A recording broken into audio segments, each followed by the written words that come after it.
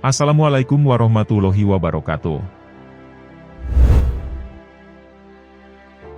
Terima kasih, Anda telah kembali di channel YouTube kami. Saluran informasi yang mengkisahkan kisah-kisah Islami, serta kisah para ulama dan kekasih Allah. Kali ini, kami akan melanjutkan ulasan tentang bagaimana tata cara kehidupan Nabi Muhammad SAW.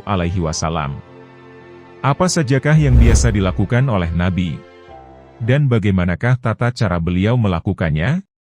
Untuk mengetahui jawabannya, simak video kami kali ini hingga akhir.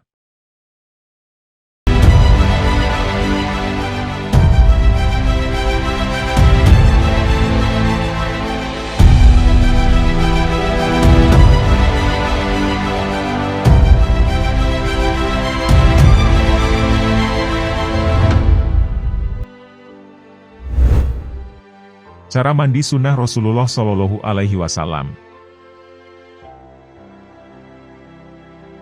Telah dijelaskan dalam pembahasan kami sebelumnya, tentang tata cara mandi wajib atau mandi besar, yang pernah diajarkan Rasulullah SAW. Kali ini, mari kita simak mandi yang disunnahkan oleh Rasulullah SAW. Berikut ini adalah jenis mandi yang disunnahkan oleh Rasulullah SAW.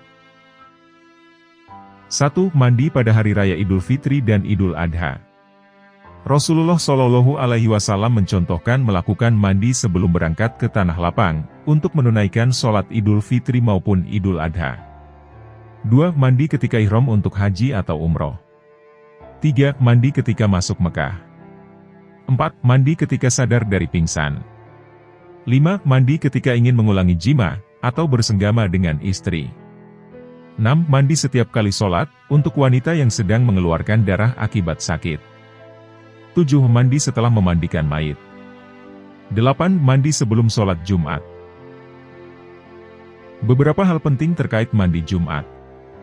Mandi ini dimaksudkan untuk membersihkan diri sebelum sholat Jumat, jadi bukan untuk menghormati hari Jumat itu sendiri. Terkait hal tadi, maka mandi ini disunahkan hanya untuk orang yang akan menghadiri sholat Jumat. Banyak ulama yang mewajibkan mandi ini. Jadi, sebaiknya kita biasakan selalu melakukannya. Waktu mandi Jumat dimulai setelah terbit matahari, namun lebih baik jika ketika akan pergi ke masjid untuk sholat Jumat. Mandi Jumat ini boleh dilakukan dengan digabungkan dengan mandi junub, asalkan dilakukan setelah terbit matahari. Menurut referensi 1. Dari Ali bin Abi Thalib. Seseorang pernah bertanya pada Ali radhiyallahu anhu mengenai mandi. Ali menjawab, "Mandilah setiap hari jika kamu mau." Orang tadi berkata, "Bukan. Maksudku, manakah mandi yang dianjurkan?" Ali menjawab, "Mandi pada hari Jumat, hari Arafah, hari Idul Adha, dan Idul Fitri." Hadis riwayat Al-Baihaqi. 2. Riwayat Ibnu Umar radhiyallahu anhuma. Dari Nafi, ia berkata, bahwa Abdullah bin Umar biasa mandi di hari Idul Fitri sebelum ia berangkat pagi-pagi ke tanah lapang. 3. Zaid bin Sabit radhiyallahu anhu, ia berkata, ia melihat Nabi SAW melepas pakaian beliau yang dijahit, lalu beliau mandi. Abu Isa At-Tirmidzi berkata, ini merupakan hadis Hasan Gharib. Sebagian ulama menyunahkan mandi pada waktu ihram. Ini juga pendapat Asy-Syafi'i. Hadis riwayat Tirmidzi. 4. Ibnu Umar radhiyallahu anhu. Nafi berkata, Ibnu Umar tidak pernah memasuki kota Makkah, kecuali ia bermalam terlebih dahulu di Situa, sampai waktu pagi datang. Setelah itu ia mandi, dan baru memasuki kota Makkah pada siang harinya. Ia menyebutkan, bahwa hal tersebut dari Nabi SAW, bahwa beliau melakukannya. Hadis riwayat Muslim nomor 1259. 5. Ibnul Munzir mengatakan, mandi ketika memasuki Mekah disunahkan menurut kebanyakan ulama.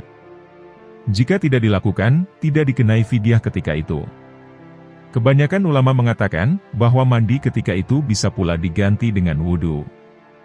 6. Dari Aisyah radhiyallahu anha, dari Ubaidillah bin Abdullah bin Utbah berkata, aku masuk menemui Aisyah, aku lalu berkata kepadanya, Maukah engkau menceritakan kepadaku tentang peristiwa yang pernah terjadi ketika Rasulullah Shallallahu Alaihi Wasallam sedang sakit? Aisyah menjawab, ya. Pernah suatu hari ketika sakit Nabi Shallallahu Alaihi Wasallam semakin berat, beliau bertanya, apakah orang-orang sudah sholat? Kami menjawab, belum, mereka masih menunggu Tuan. Beliau pun bersabda, kalau begitu, bawakan aku air dalam bejana. Maka kami pun melaksanakan apa yang diminta beliau. Beliau lalu mandi, lalu berusaha berdiri dan berangkat, namun beliau jatuh pingsan. Ketika sudah sadarkan diri, beliau kembali bertanya, apakah orang-orang sudah sholat? Kami menjawab, belum wahai Rasulullah, mereka masih menunggu Tuan. Kemudian beliau berkata lagi, bawakan aku air dalam bejana. Beliau lalu duduk dan mandi. Kemudian beliau berusaha untuk berdiri dan berangkat. Namun beliau jatuh pingsan lagi. Ketika sudah sadarkan diri kembali, beliau berkata, apakah orang-orang sudah sholat? Kami menjawab lagi, belum wahai Rasulullah, mereka masih menunggu Tuan. Kemudian beliau berkata lagi, bawakan aku air dalam bejana. Beliau lalu duduk dan mandi. Kemudian beliau berusaha untuk berdiri dan berangkat. Namun beliau jatuh dan pingsan lagi. Ketika sudah sadarkan diri, beliau pun bersabda, apakah orang-orang sudah sholat? Saat itu orang-orang sudah menunggu Nabi Shallallahu Alaihi Wasallam di masjid untuk sholat Isya di waktu yang akhir. Hadis riwayat Bukhari nomor 687 dan Muslim nomor 418.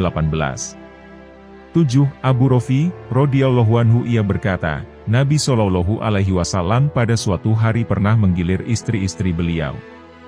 Beliau mandi tiap kali selesai berhubungan bersama ini dan ini. Aku bertanya, ya Rasulullah, bukankah lebih baik engkau cukup sekali mandi saja? Beliau menjawab, seperti ini lebih suci dan lebih baik, serta lebih bersih. Hadis riwayat Abu Daud nomor 219 dan Ahmad.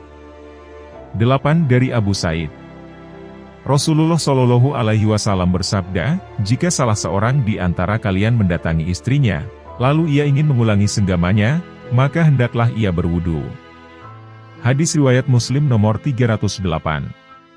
9. Dari Aisyah radhiyallahu anha, Ummu Habibah mengeluarkan darah istihadah, atau darah penyakit selama 7 tahun. Lalu ia bertanya kepada Rasulullah Shallallahu Alaihi Wasallam tentang masalah itu. Beliau lalu memerintahkan kepadanya untuk mandi. Beliau bersabda, ini akibat urat yang luka, atau darah penyakit. Maka Ummu Habibah selalu mandi untuk setiap kali sholat. Hadis riwayat Bukhari nomor 327, dan Muslim nomor 334. 10. Dari Abu Hurairah, setelah memandikan mayit, maka hendaklah mandi. Dan setelah memikulnya, hendaklah berwudu. Hadis riwayat Tirmidzi nomor 993. 11. Barang siapa memandikan mayit, maka hendaklah ia mandi. Barang siapa yang memikulnya, hendaklah ia berwudu. Hadis riwayat Abu Daud nomor 3161. 12. Ibnu Umar disebutkan, bahwa Nabi Shallallahu Alaihi Wasallam bersabda, barang siapa menghadiri sholat Jumat baik laki-laki maupun perempuan, maka hendaklah ia mandi. Sedangkan yang tidak menghadirinya, baik laki-laki maupun perempuan, maka ia tidak punya keharusan untuk mandi. Hadis riwayat Al-Baihaqi. An-Nawawi mengatakan bahwa hadis ini sahih. 13. Jika salah seorang di antara kalian menghadiri sholat Jumat, maka hendaklah ia mandi. Hadis riwayat Bukhari nomor 919, dan Muslim nomor 845. 14. Hak Allah yang wajib ditunaikan oleh setiap muslim adalah, ia mandi dalam satu hari dalam sepekan, dari hari-hari yang ada. Hadis riwayat Bukhari nomor 898, dan Muslim nomor 849. 15. Barang siapa berwudu di hari Jumat, maka itu baik. Namun barang siapa mandi ketika itu, maka itu lebih afdol. Hadis riwayat An-Nasai nomor 1380, At-Tirmidzi nomor 497, dan Ibnu Majah nomor 1091. Hadits ini dihoifkan oleh sebagian ulama. 16. Barang siapa berwudu, kemudian menyempurnakan wudunya, lalu mendatangi sholat Jumat. Lalu dia mendekat, mendengarkan serta berdiam diri, untuk menyimak khutbah. Maka akan diampuni dosa-dosanya di antara hari itu sampai Jumat berikutnya. Dan ditambah 3 hari setelah itu. Barang siapa yang bermain kerikil, maka ia telah melakukan perbuatan sia-sia. Hadis riwayat Muslim nomor 857. 17. Barang siapa yang mandi kemudian mendatangi Jumat, lalu ia sholat semampunya dan diam, mendengarkan khutbah, hingga selesai.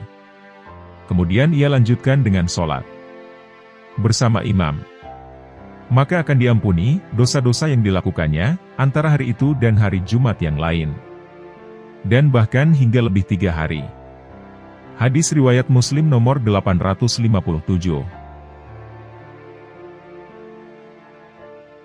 Puasa sunnah Rasulullah Shallallahu Alaihi Wasallam.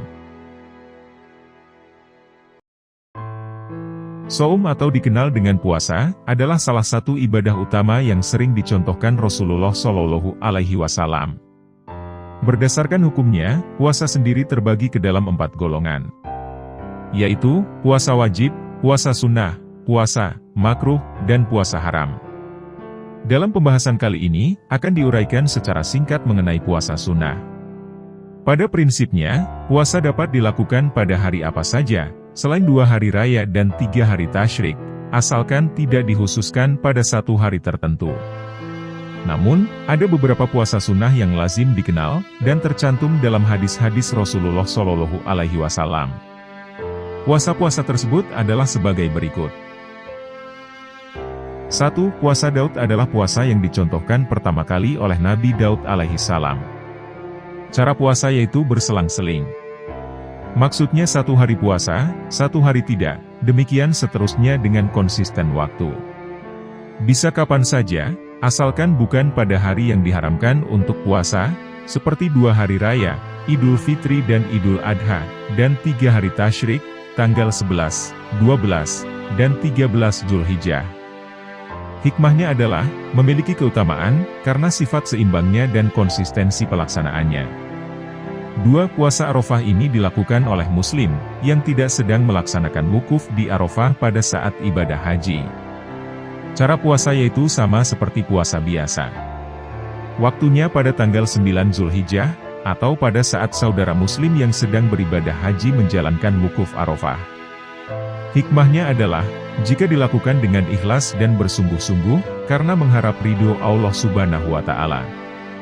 Dapat menghapus dosa-dosa kecil 1 tahun sebelum puasa, dan 1 tahun setelah puasa. 3. Puasa 6 hari di bulan Syawal ini dilakukan pasca puasa wajib Ramadan pada bulan Syawal. Cara puasa yakni dilakukan selama 6 hari, tidak harus berurutan dalam bulan Syawal. Sedangkan waktunya hanya pada hari-hari selama bulan Syawal. Hikmahnya adalah, yang melaksanakan puasa 6 hari di bulan Syawal setelah puasa Ramadan, maka pahalanya sama dengan jika puasa selama 1 tahun penuh. 4. Puasa hari Senin dan Kamis adalah puasa sunnah rutin, yang dilakukan setiap hari Senin dan Kamis. Cara puasa sama seperti puasa biasa. Waktunya hanya boleh pada hari Senin dan Kamis, tidak boleh hanya selalu Senin atau selalu Kamis saja. Hikmahnya adalah, menambah derajat kemuliaan, karena amal manusia ditunjukkan pada Allah setiap Senin dan Kamis. 5. Puasa pada 10 hari pertama bulan Zulhijjah, dilakukan pada 10 hari pertama di bulan Zulhijjah. Caranya sama seperti puasa biasa. Waktunya hanya pada 10 hari pertama bulan Zulhijjah, kecuali pada TGL 10 Zulhijjah, atau Hari Raya Idul Adha, atau di hari tasyrik pada tanggal 11, 12, dan 13. Hikmahnya adalah, Allah Subhanahu wa Ta'ala sangat menyukai amal soleh yang dilakukan pada 10 hari tersebut, salah satunya puasa. 6. Puasa Ayyamul Bid adalah puasa 3 hari setiap bulan. Cara puasanya adalah dilakukan dalam 3 hari berurutan. Waktunya pada hari ke-13, ke-14, dan ke-15 setiap bulan, kecuali hari tasyrik, 11, 12, 13 Zulhijjah. Hikmahnya adalah, berpeluang mendapat pahala seperti puasa selama setahun. 7. Puasa Asyura dan Tasyua. Puasa Asyura adalah puasa pada tanggal 10 Muharram. Dan Tasyua adalah puasa pada tanggal 9 atau 11 Muharram. Cara puasa sama seperti puasa biasa. Waktunya pada tanggal 9 dan 10 Muharram, atau tanggal 10 dan 11 Muharram.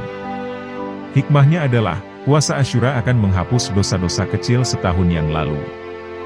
8. Puasa di bulan Muharram. Puasa ini dilakukan di sepanjang bulan Muharram, bukan hanya pada Asyura saja, 10 Muharram. Cara puasanya sama seperti puasa biasa. Waktunya sepanjang bulan Muharram.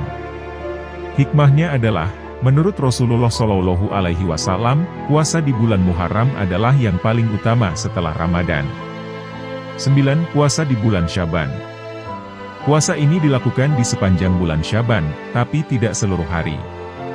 Cara puasanya sama seperti puasa biasa. Waktunya pada hari-hari dalam bulan Syaban, kecuali tanggal 30 Syaban, atau Yaumul Syak. Karena saat itu meragukan antara masuk Ramadan atau belum.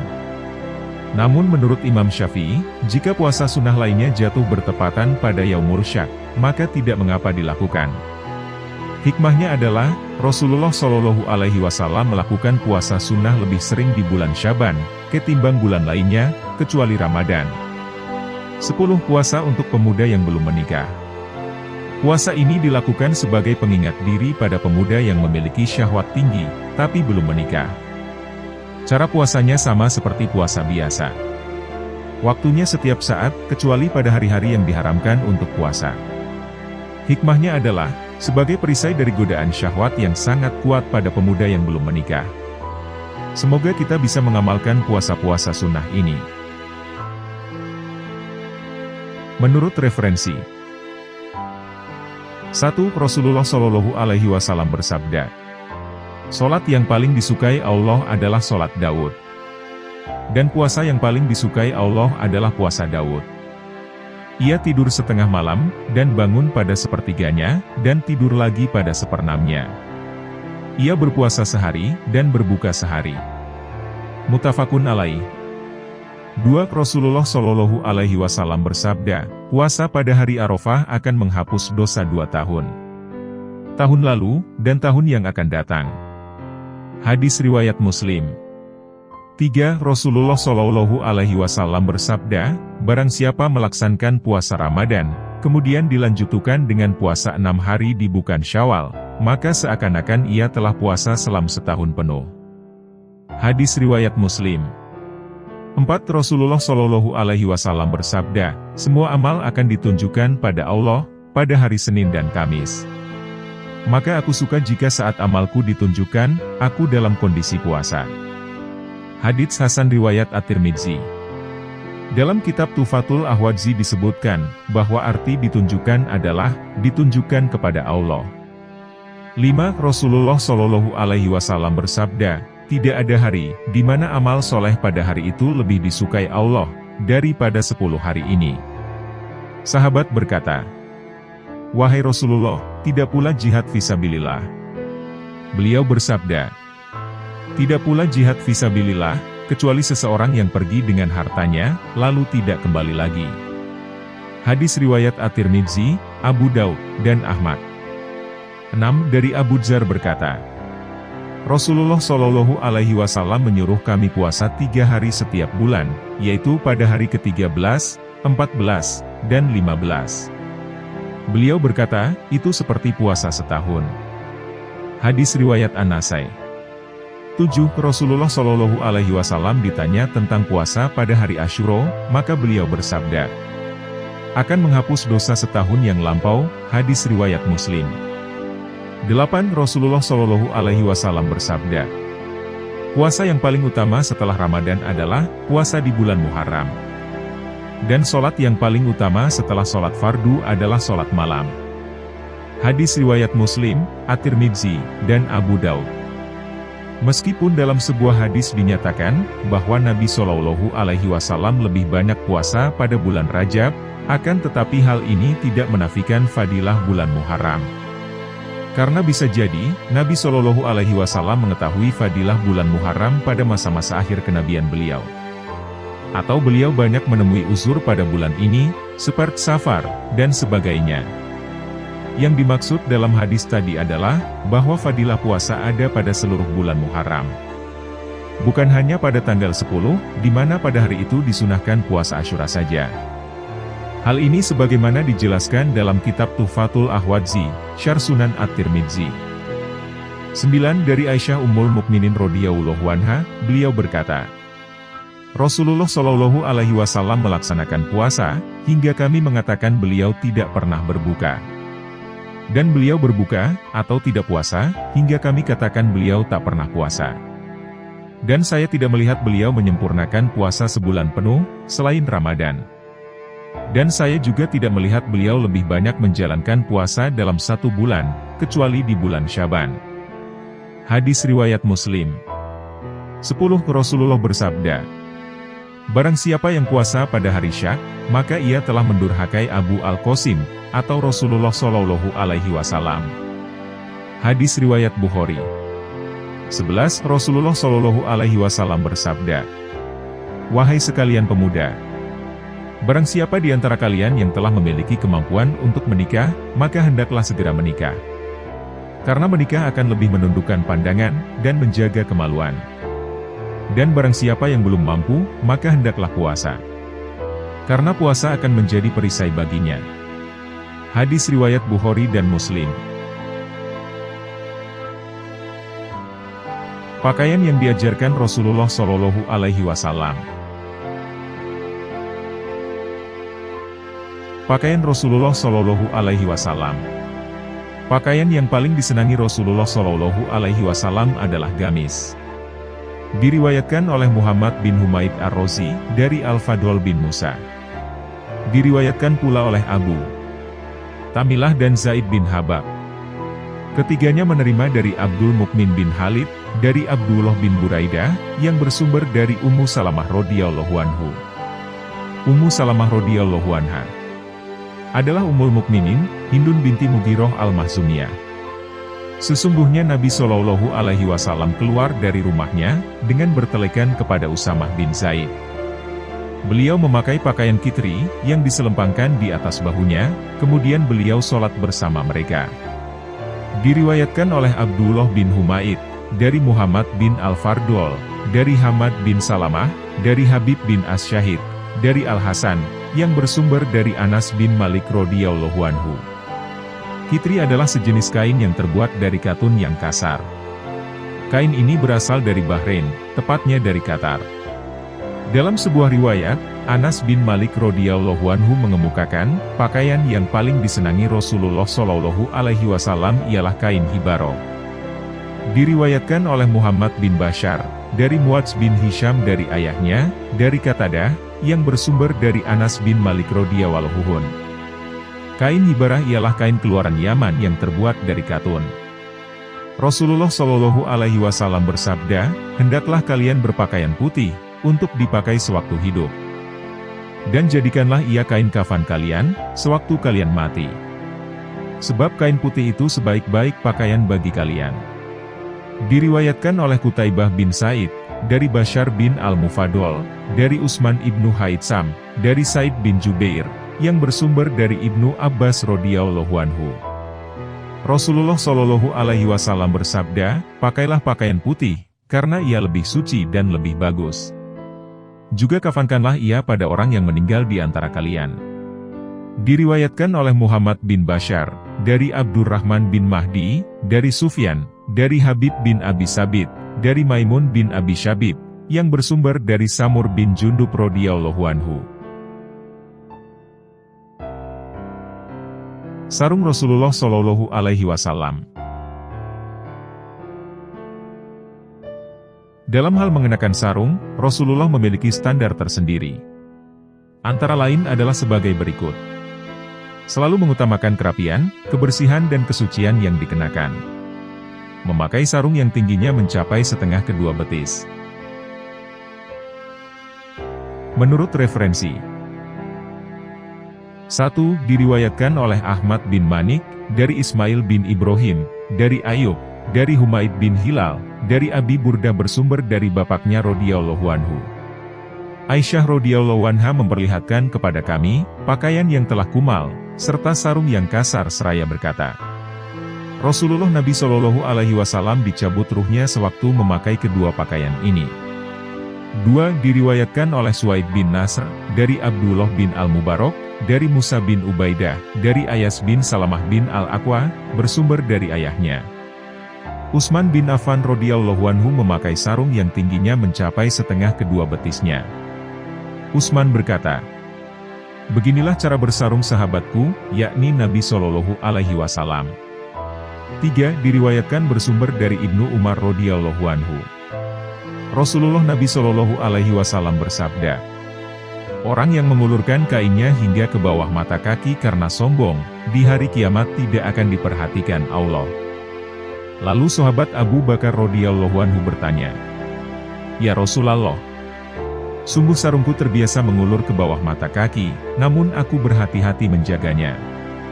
Rasulullah Nabi Shallallahu Alaihi Wasallam menjawab kepadanya, sungguh engkau tidak termasuk orang yang berpakaian karena sombong. 4. Asy-Syama'il Al-Muhammadiyah karya Imam At-Tirmidzi dan Riyadhus Shalihin karya Imam An-Nawawi. Sorban atau imah Rasulullah Shallallahu Alaihi Wasallam. Rasulullah Shallallahu Alaihi Wasallam senang mengenakan penutup kepala, yang biasa disebut sorban, atau imamah. Berikut ini adalah beberapa hal tentang sorban Rasulullah Shallallahu Alaihi Wasallam, yang pernah dikemukakan para sahabat. 1. Rasulullah Shallallahu Alaihi Wasallam sering terlihat mengenakan sorban, atau imamah berwarna hitam. 2. Rasulullah Shallallahu Alaihi Wasallam mengenakan sorban, dengan melepaskan ujung sorbannya di antara kedua bahunya. 3. Rasulullah Shallallahu Alaihi Wasallam pernah menggunakan minyak rambut ketika sedang mengenakan sorban. 4. Rasulullah Shallallahu Alaihi Wasallam pernah terlihat mengenakan sorban ketika sedang berpidato. Menurut referensi 1. Dalam sebuah riwayat yang bersumber dari Jabir dikemukakan, Nabi Shallallahu Alaihi Wasallam memasuki kota Makkah pada waktu Fathu Makkah, beliau mengenakan sorban, atau imamah hitam. Hadis riwayat At-Tirmidzi.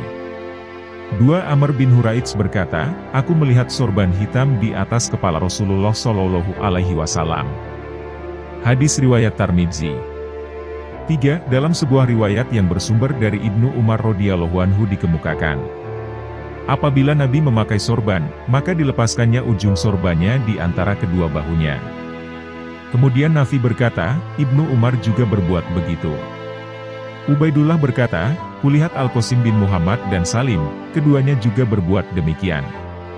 Hadis riwayat Tirmidzi. 4. Ibnu Abbas radhiyallahu anhu mengemukakan, sesungguhnya Nabi Muhammad berpidato di hadapan umat. Waktu itu beliau mengenakan sorban, dan sorbannya terkena minyak rambut. Hadis riwayat At-Tirmidzi. Huf Rasulullah Shallallahu Alaihi Wasallam. Sesungguhnya Raja An-Najasyi menghadiahkan sepasang huf hitam pekat kepada Nabi Shallallahu Alaihi Wasallam. Lalu Nabi Shallallahu Alaihi Wasallam memakainya, dan kemudian ia berwudu dengan hanya menyapu keduanya, yakni tidak membasuh kaki.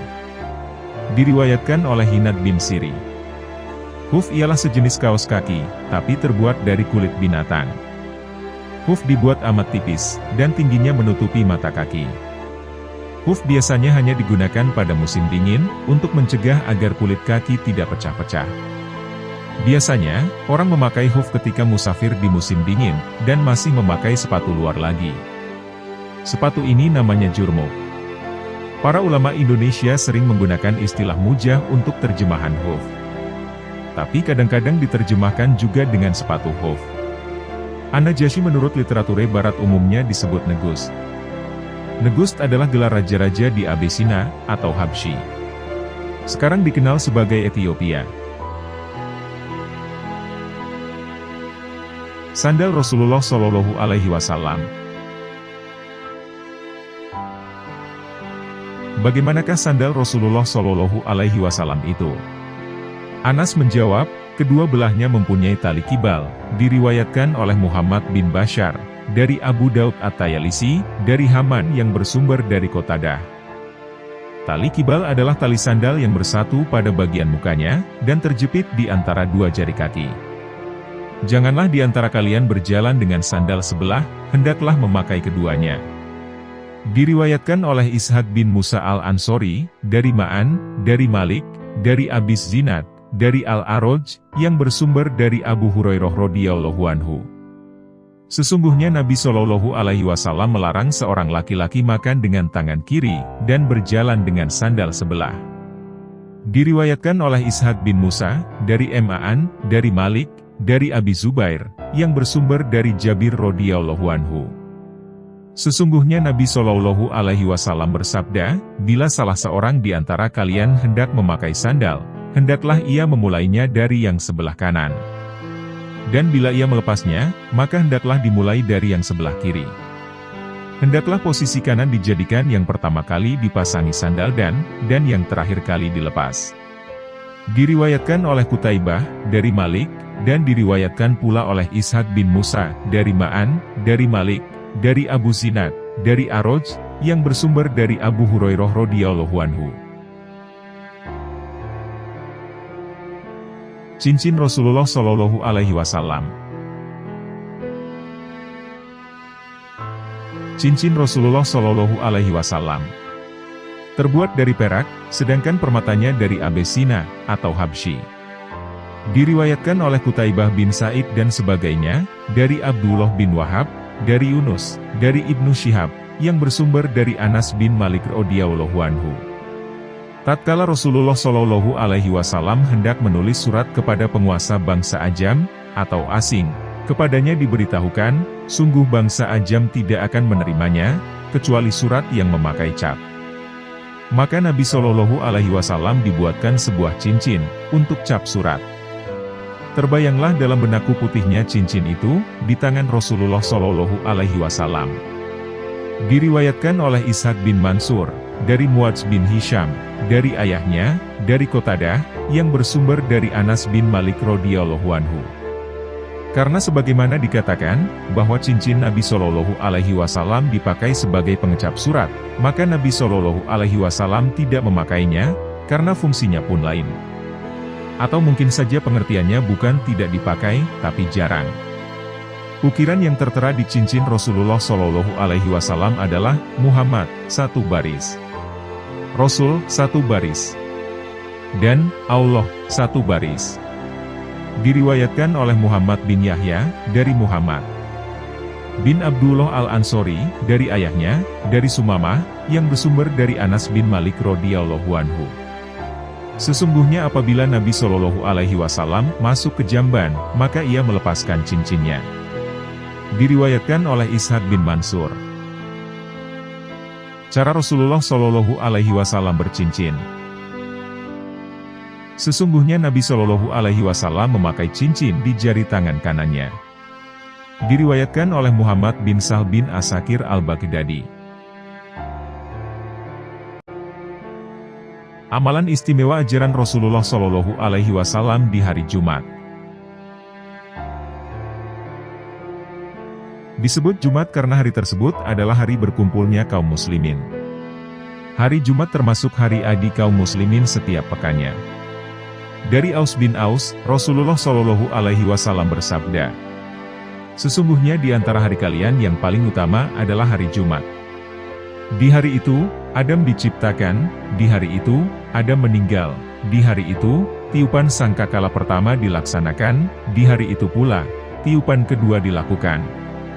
Hadis riwayat Abu Daud, An-Nasai, Ibnu Majah dan Ahmad. Di antara amalan di hari Jumat adalah sebagai berikut.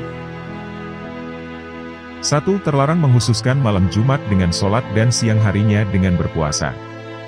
Dari Abu Hurairah, Rasulullah Shallallahu Alaihi Wasallam bersabda, janganlah menghususkan malam Jumat dengan sholat tertentu, dan janganlah menghususkan hari Jumat dengan berpuasa, kecuali jika bertepatan dengan puasa yang mesti dikerjakan ketika itu.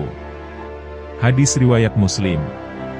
Imam Nawawi rahimahullah berkata, Dalam hadis ini menunjukkan dalil yang tegas dari pendapat mayoritas ulama Syafi'iyah, dan yang sependapat dengan mereka, mengenai dimakruhkannya mengerjakan puasa secara bersendirian pada hari Jumat. Hal ini dikecualikan, jika puasa tersebut adalah puasa yang bertepatan dengan kebiasaannya, atau ia berpuasa pada hari sebelum atau sesudahnya, atau bertepatan dengan puasa nazarnya, seperti ia bernazar meminta kesembuhan dari penyakitnya. Syarah Sahih Muslim. 2. Ketika sholat subuh di hari Jumat dianjurkan membaca surat As-Sajdah dan surat Al-Insan. Dari Abu Hurairah, beliau berkata, Nabi Shallallahu Alaihi Wasallam biasa membaca pada sholat subuh di hari Jumat, Alam Tanzil, atau surat As-Sajdah, pada rakaat pertama, dan Hal Ata Alal Insani, atau surat Al-Insan pada rakaat kedua.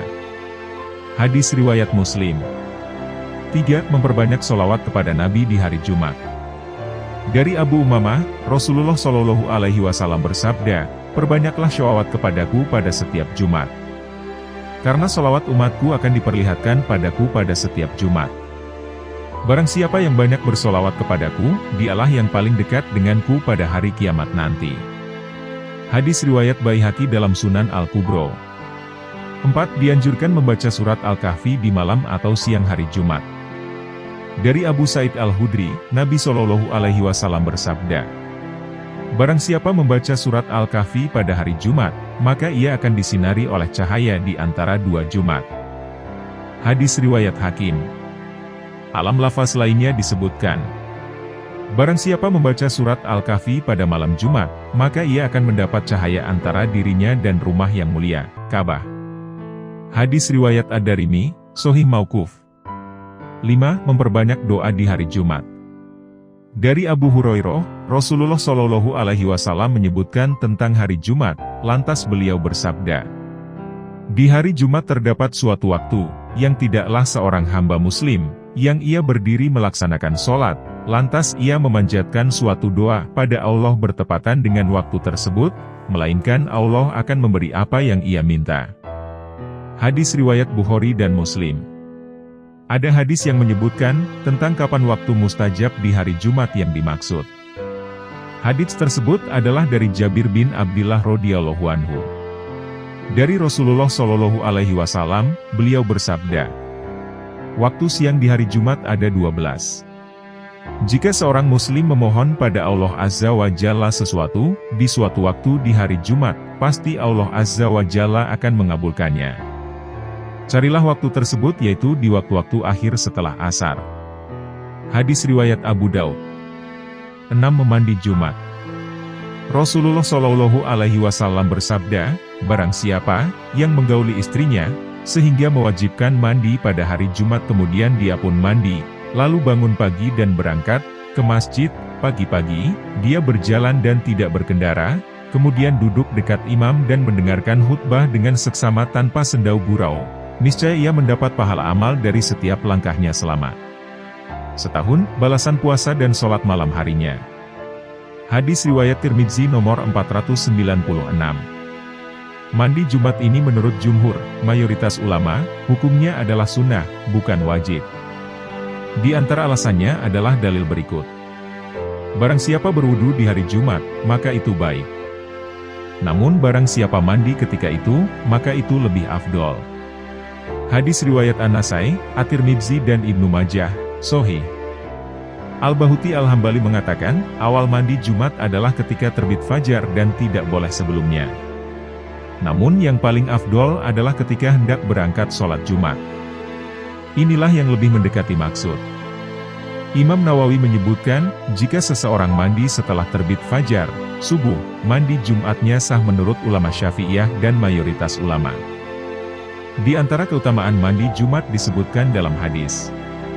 Barang siapa berwudu, kemudian menyempurnakan wudunya lalu mendatangi sholat Jumat, lalu dia mendekat, mendengarkan serta berdiam diri, untuk menyimak khutbah, maka akan diampuni dosa-dosanya di antara hari itu sampai Jumat berikutnya, dan ditambah 3 hari setelah itu.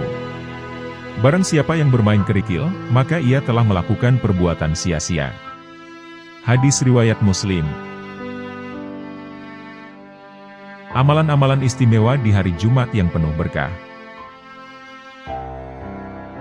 Pertama, terlarang menghususkan malam Jumat dengan sholat dan siang harinya dengan berpuasa.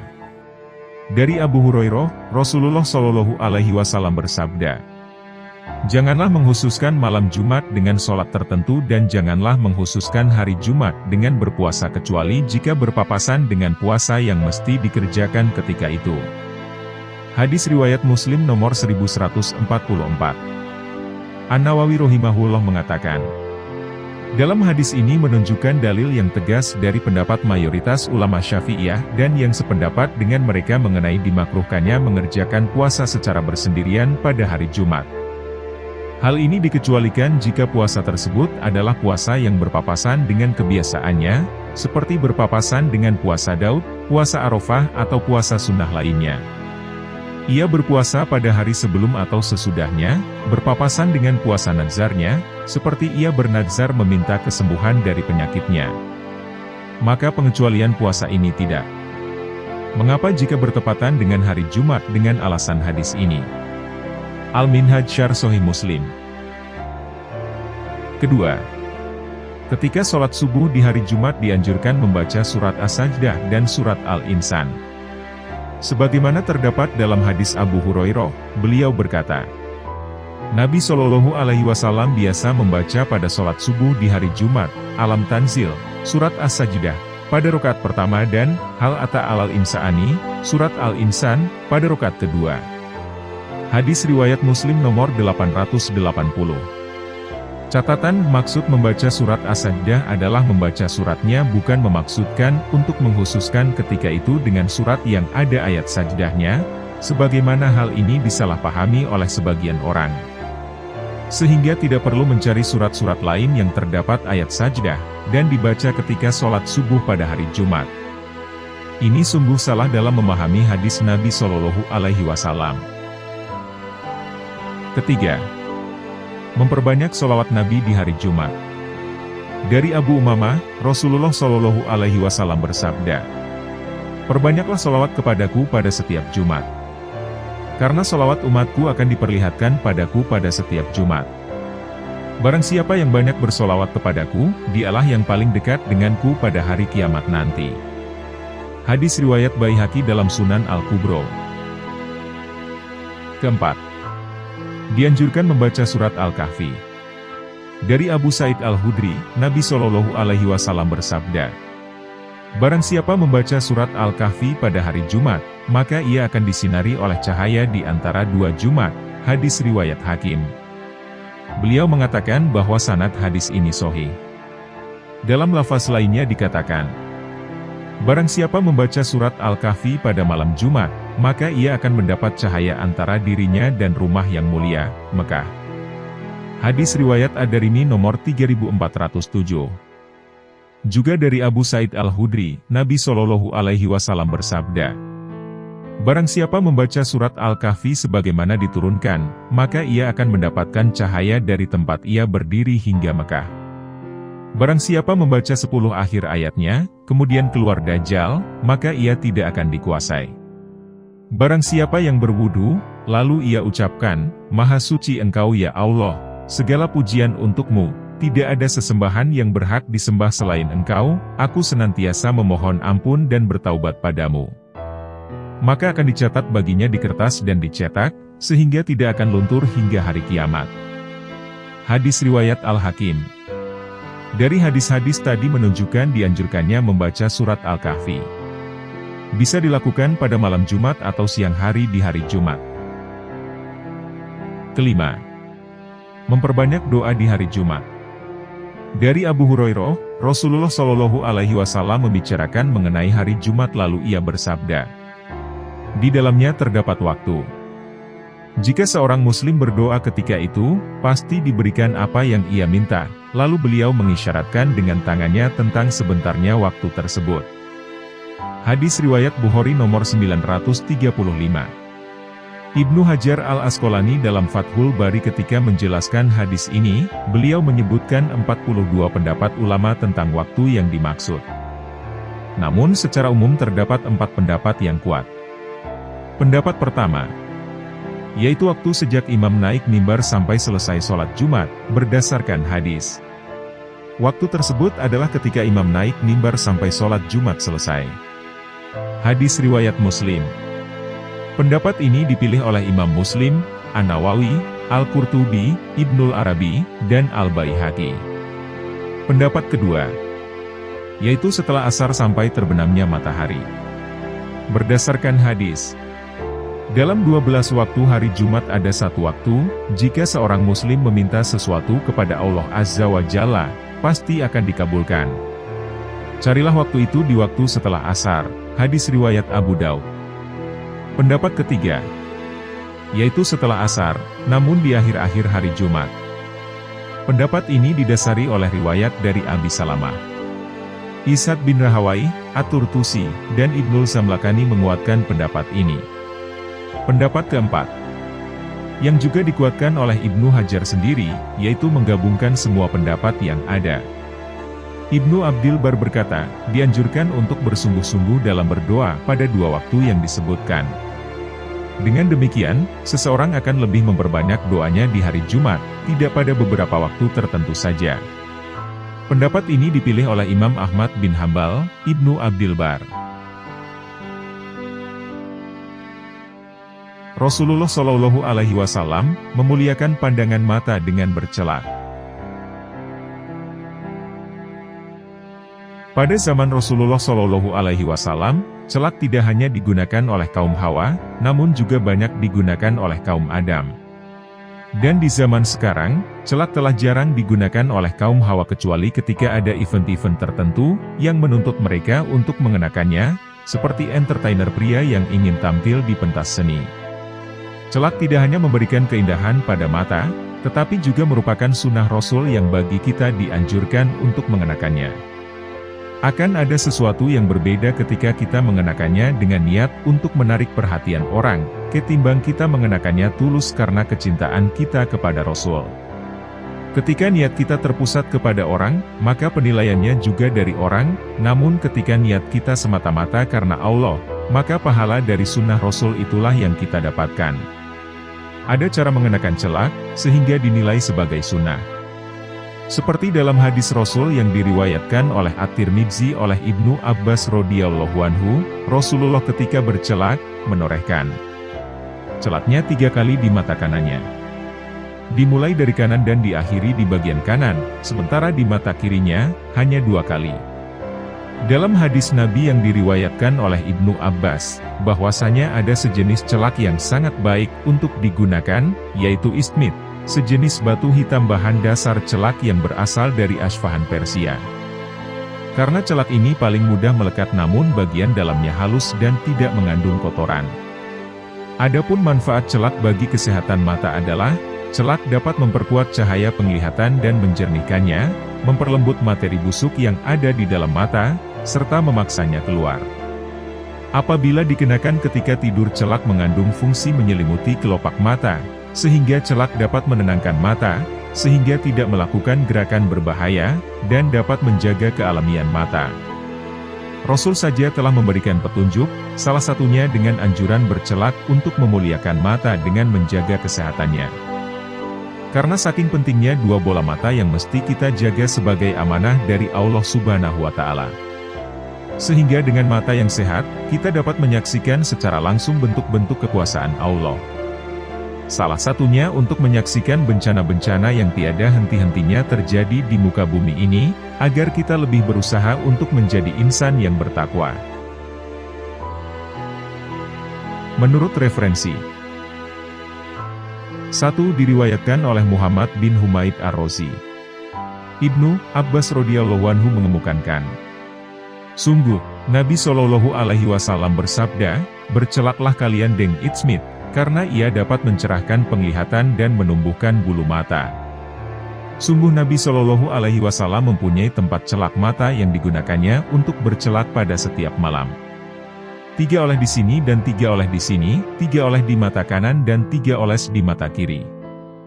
2. Asy-Syama'il Al-Muhammadiyah, karya Imam At-Tirmidzi. 3. Kitab Metode Pengobatan Nabi oleh Syekh Ibnu Qayyim, Tobibun Nafsi.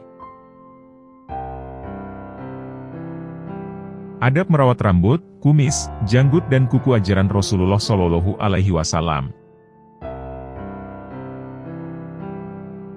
Kebersihan adalah sebagian dari iman.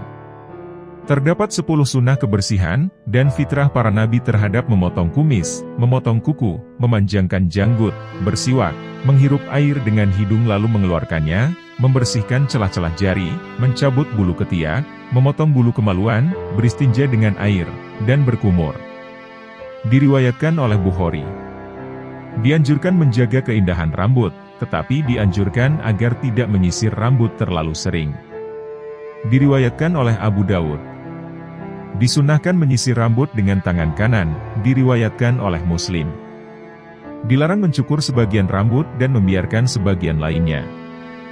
Diriwayatkan oleh Bukhari, Muslim, Tirmidzi. Misalnya dijambul dan sejenisnya. Dilarang menyambung rambut dengan rambut palsu, seperti dengan sanggul ataupun wig, walaupun rambutnya rontok. Diriwayatkan oleh Bukhari dan Muslim. Pemakaian rambut palsu termasuk tindakan penipuan, diriwayatkan oleh Bukhari. Batas rambut terpanjang bagi laki-laki adalah sebatas bahu, Muslim, Tirmidzi, Nasai. Rambut Nabi Shallallahu Alaihi Wasallam lurus antara telinga sebelah kanan lurus ke telinga sebelah kiri. Laki-laki yang berambut lebih dari sebahu, termasuk menyerupai perempuan, dan wanita yang berambut kurang daripada sebahu, termasuk menyerupai laki-laki. Diriwayatkan oleh Bukhari, Muslim, Tirmidzi, An-Nasai. Dilarang mencabut dan menyemir rambut uban dengan warna hitam. Barang siapa menyemir dengan warna hitam, tidak akan mencium harumnya surga, diriwayatkan oleh Muslim, Nasai, Ibnu Majah. Boleh menyemir rambut atau janggut uban dengan warna merah ataupun biru. Diriwayatkan oleh Bukhari dan Muslim. Jika rambut dipotong, hendaknya dipotong semuanya atau gundul, atau dipotong bagian belakang saja. Riwayat Nasai. Mencukur rambut hendaknya dimulai bagian kepala sebelah kanan. Wanita haram menggunduli rambutnya, diriwayatkan oleh Tirmidzi, Nasai, Abu Dawud. Kecuali ada penyakit keras, yang mengharuskan gundul. Sunnah meminyaki rambut dan janggut untuk merawatnya, diriwayatkan oleh Bukhari dan Imam Malik. Cara meminyaki rambut adalah letakkan minyak di telapak tangan, oleskan di alis kanan 3 kali dan alis kiri 3 kali. Kemudian oleskan ke kepala, digosok-gosok sampai minyak masuk ke pori-pori. Ditekankan bagi laki-laki untuk mencukur kumis dan memanjangkan jenggot. Diriwayatkan oleh Bukhari, Muslim, Tirmidzi, Ibnu Majah. Janggut boleh dicukur sebatas genggaman tangan. Diriwayatkan oleh Bukhari. Sunnah memotong kuku-kuku yang panjang adalah tempat setan bersembunyi. Diriwayatkan oleh Bukhari dan Muslim. Rasulullah Shallallahu Alaihi Wasallam memotong kumis dan kukunya rutin setiap hari Kamis dan Jumat. Barang siapa memotong kukunya pada hari Jumat, maka Allah akan menolongnya dari bala bencana dan musibah, hingga Jumat depannya. Diriwayatkan oleh Tirmidzi. Urutan memotong kuku jari-jari tangan adalah, dari mulai jari telunjuk kanan, tengah kanan, jari manis kanan, jari kelingking kanan, jari kelingking kiri, jari manis kiri, jari tengah kiri, jari telunjuk kiri, ibu jari kiri, dan terakhir adalah ibu jari kanan. Dan urutan memotong kuku jari-jari kaki adalah, dari kelingking kanan sampai terus kelingking kiri. Imam Nawawi. Jangan memotong kuku dengan gigi. Dianjurkan agar memotong bulu kemaluan dan mencabut bulu ketiak, setidak-tidaknya 40 hari sekali. Warna favorit Rasulullah Shallallahu Alaihi Wasallam. Selama ini mungkin kita hanya mengetahui bahwa Rasulullah atau Islam identik dengan warna hijau. Anas bin Malik mengatakan, warna yang paling disukai oleh Rasulullah Shallallahu Alaihi Wasallam adalah hijau. Namun selain itu, Rasul juga ternyata menyukai warna putih. Ada juga keterangan bahwa Nabi Muhammad Shallallahu Alaihi Wasallam pernah memakai pakaian berwarna hitam, merah hati, abu-abu dan warna campuran. 1. Imam Al-Ghazali dalam Ihya Ulumuddin berkata, yang amat disukai oleh Nabi Shallallahu Alaihi Wasallam ialah warna putih. 2. Ibnu Hajar dalam Tanbih Al-Akhbar mengatakan, pada hari raya kami disuruh memakai pakaian berwarna hijau, karena warna hijau lebih utama. Adapun warna hijau adalah afdol daripada warna lainnya, sesudah putih. 3. Ibnu Adi meriwayatkan dari Jabir radhiyallahu anhu yang berkata, "Aku pernah melihat Nabi Shallallahu alaihi wasallam memakai serban hitam yang dipakainya pada hari raya." 4. Al-Baihaqi meriwayatkan hadis dari Jabir radhiyallahu anhu katanya, "Pernah Rasulullah Shallallahu alaihi wasallam berpakaian yang bercorak merah pada 2 hari raya, dan pada hari Jumat." 5. Al-Bukhari meriwayatkan dari Ibnu Abbas radhiyallahu anhu. Dia berkata, pernah Nabi Shallallahu alaihi wasallam keluar dengan kepala yang dibalut sehelai kain yang berwarna abu-abu. 6. Imam Bukhari meriwayatkan hadis dari Anas radhiyallahu anhu, beliau pernah melihat Nabi Shallallahu alaihi wasallam menutup kepalanya dengan kain biasa yang bercorak-corak warnanya. Dalam literatur yang lain disebutkan bahwa ada beberapa warna sunnah dan warna yang dilarang oleh Rasulullah Shallallahu alaihi wasallam. Di antara warna-warna pakaian yang menjadi kegemaran Nabi Shallallahu alaihi wasallam ialah putih dan hijau. Terdapat juga keterangan bahwa Nabi Shallallahu alaihi wasallam pernah memakai pakaian berwarna hitam, merah hati, kelabu dan warna bercampur-campur. 1. Warna putih. Mengenai warna putih, Ibnu Abbas radhiyallahu anhu diriwayatkan oleh Ibnu Majah dan Al-Hakim sebagaimana berkata, bahwa Nabi Muhammad Shallallahu alaihi wasallam pernah bersabda. Maksudnya, pakailah pakaian berwarna putih kepada orang yang masih hidup, dan kafanilah dengan kain berwarna putih kepada orang-orang yang telah mati. An-Nasai dan Al-Hakim meriwayatkan hadis daripada Samurah radhiyallahu anhu yang berkata, Rasulullah Shallallahu alaihi wasallam bersabda. Maksudnya, pakailah pakaian berwarna putih, karena ia lebih suci, atau bersih, dan baik. Gunakanlah ia untuk pembungkus jenazah orang mati. Imam Bukhari meriwayatkan hadis daripada Abu Dzar Al-Ghifari radhiyallahu anhu. Katanya, pernah aku datang kepada Nabi Shallallahu alaihi wasallam ketika ia sedang tidur, dan ia memakai pakaian berwarna putih. Hadis lain yang diriwayatkan oleh Ibnu Majah juga, bahwa Nabi Shallallahu alaihi wasallam bersabda. Maksudnya, sebaik-baik pakaian untuk mengunjungi Tuhan ke masjid, atau menziarahi kubur ialah berwarna putih. Ibnu Asakir meriwayatkan hadis daripada Aisyah radhiyallahu anhu. Kata Aisyah, Rasulullah Shallallahu alaihi wasallam memakai kopiah putih dan ia tidak pernah tinggal. 2. Warna hijau. Mengenai warna hijau pula, Abu Daud dan At-Tirmidzi meriwayatkan hadis daripada Abu Rimsah, atau Rifa'ah, aku telah melihat Rasulullah Shallallahu alaihi wasallam memakai 2 baju berwarna hijau. Imam Bukhari, Abu Daud dan At-Tirmidzi meriwayatkan hadis dari Al-Bara bin Azib. Katanya, aku pernah melihat Rasulullah Shallallahu alaihi wasallam memakai 2 helai kain berwarna hijau buatan Yaman.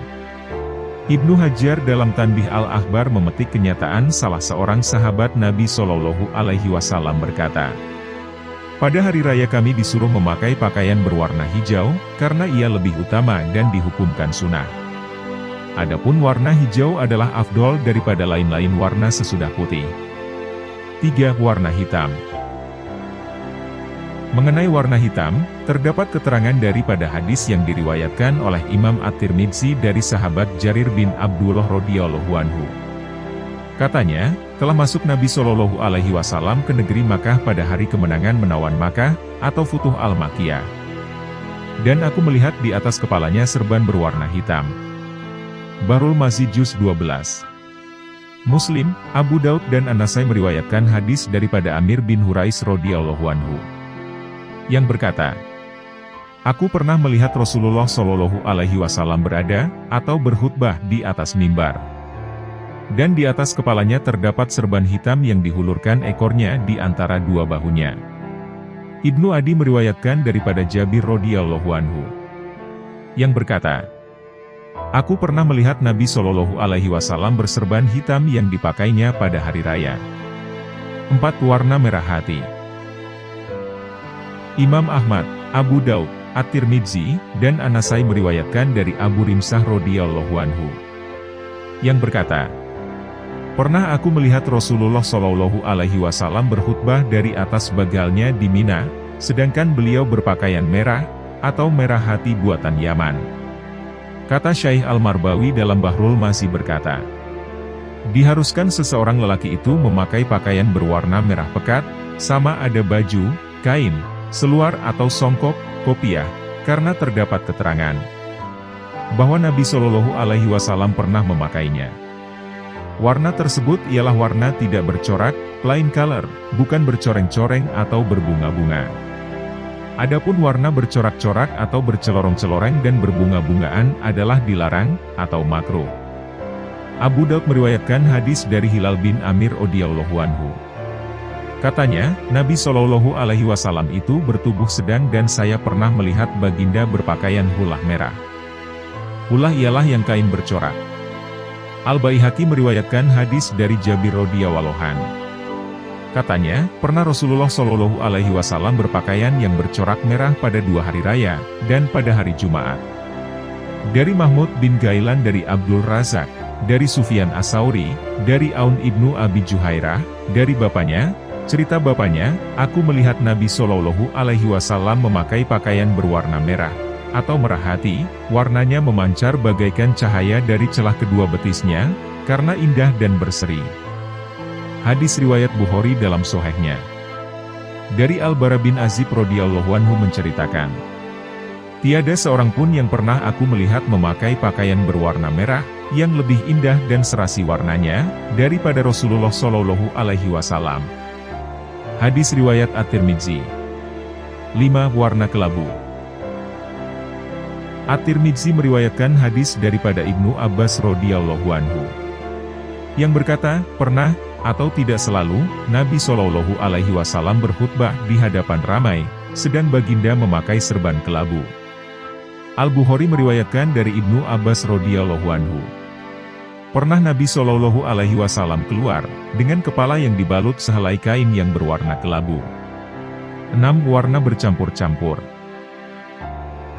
Imam Bukhari meriwayatkan hadis daripada Anas radhiyallahu anhu. Nabi Shallallahu Alaihi Wasallam menutup kepalanya dengan kain biasa yang bercorak-corak warnanya. Dari Abi Ramsar radhiyallahu anhu, aku melihat Nabi Shallallahu Alaihi Wasallam memakai 2 helai kain berwarna hijau bergaris-garis. Sunan Abu Daud, Sunan At-Tirmidzi, dan Sunan An-Nasai. Warna yang dilarang.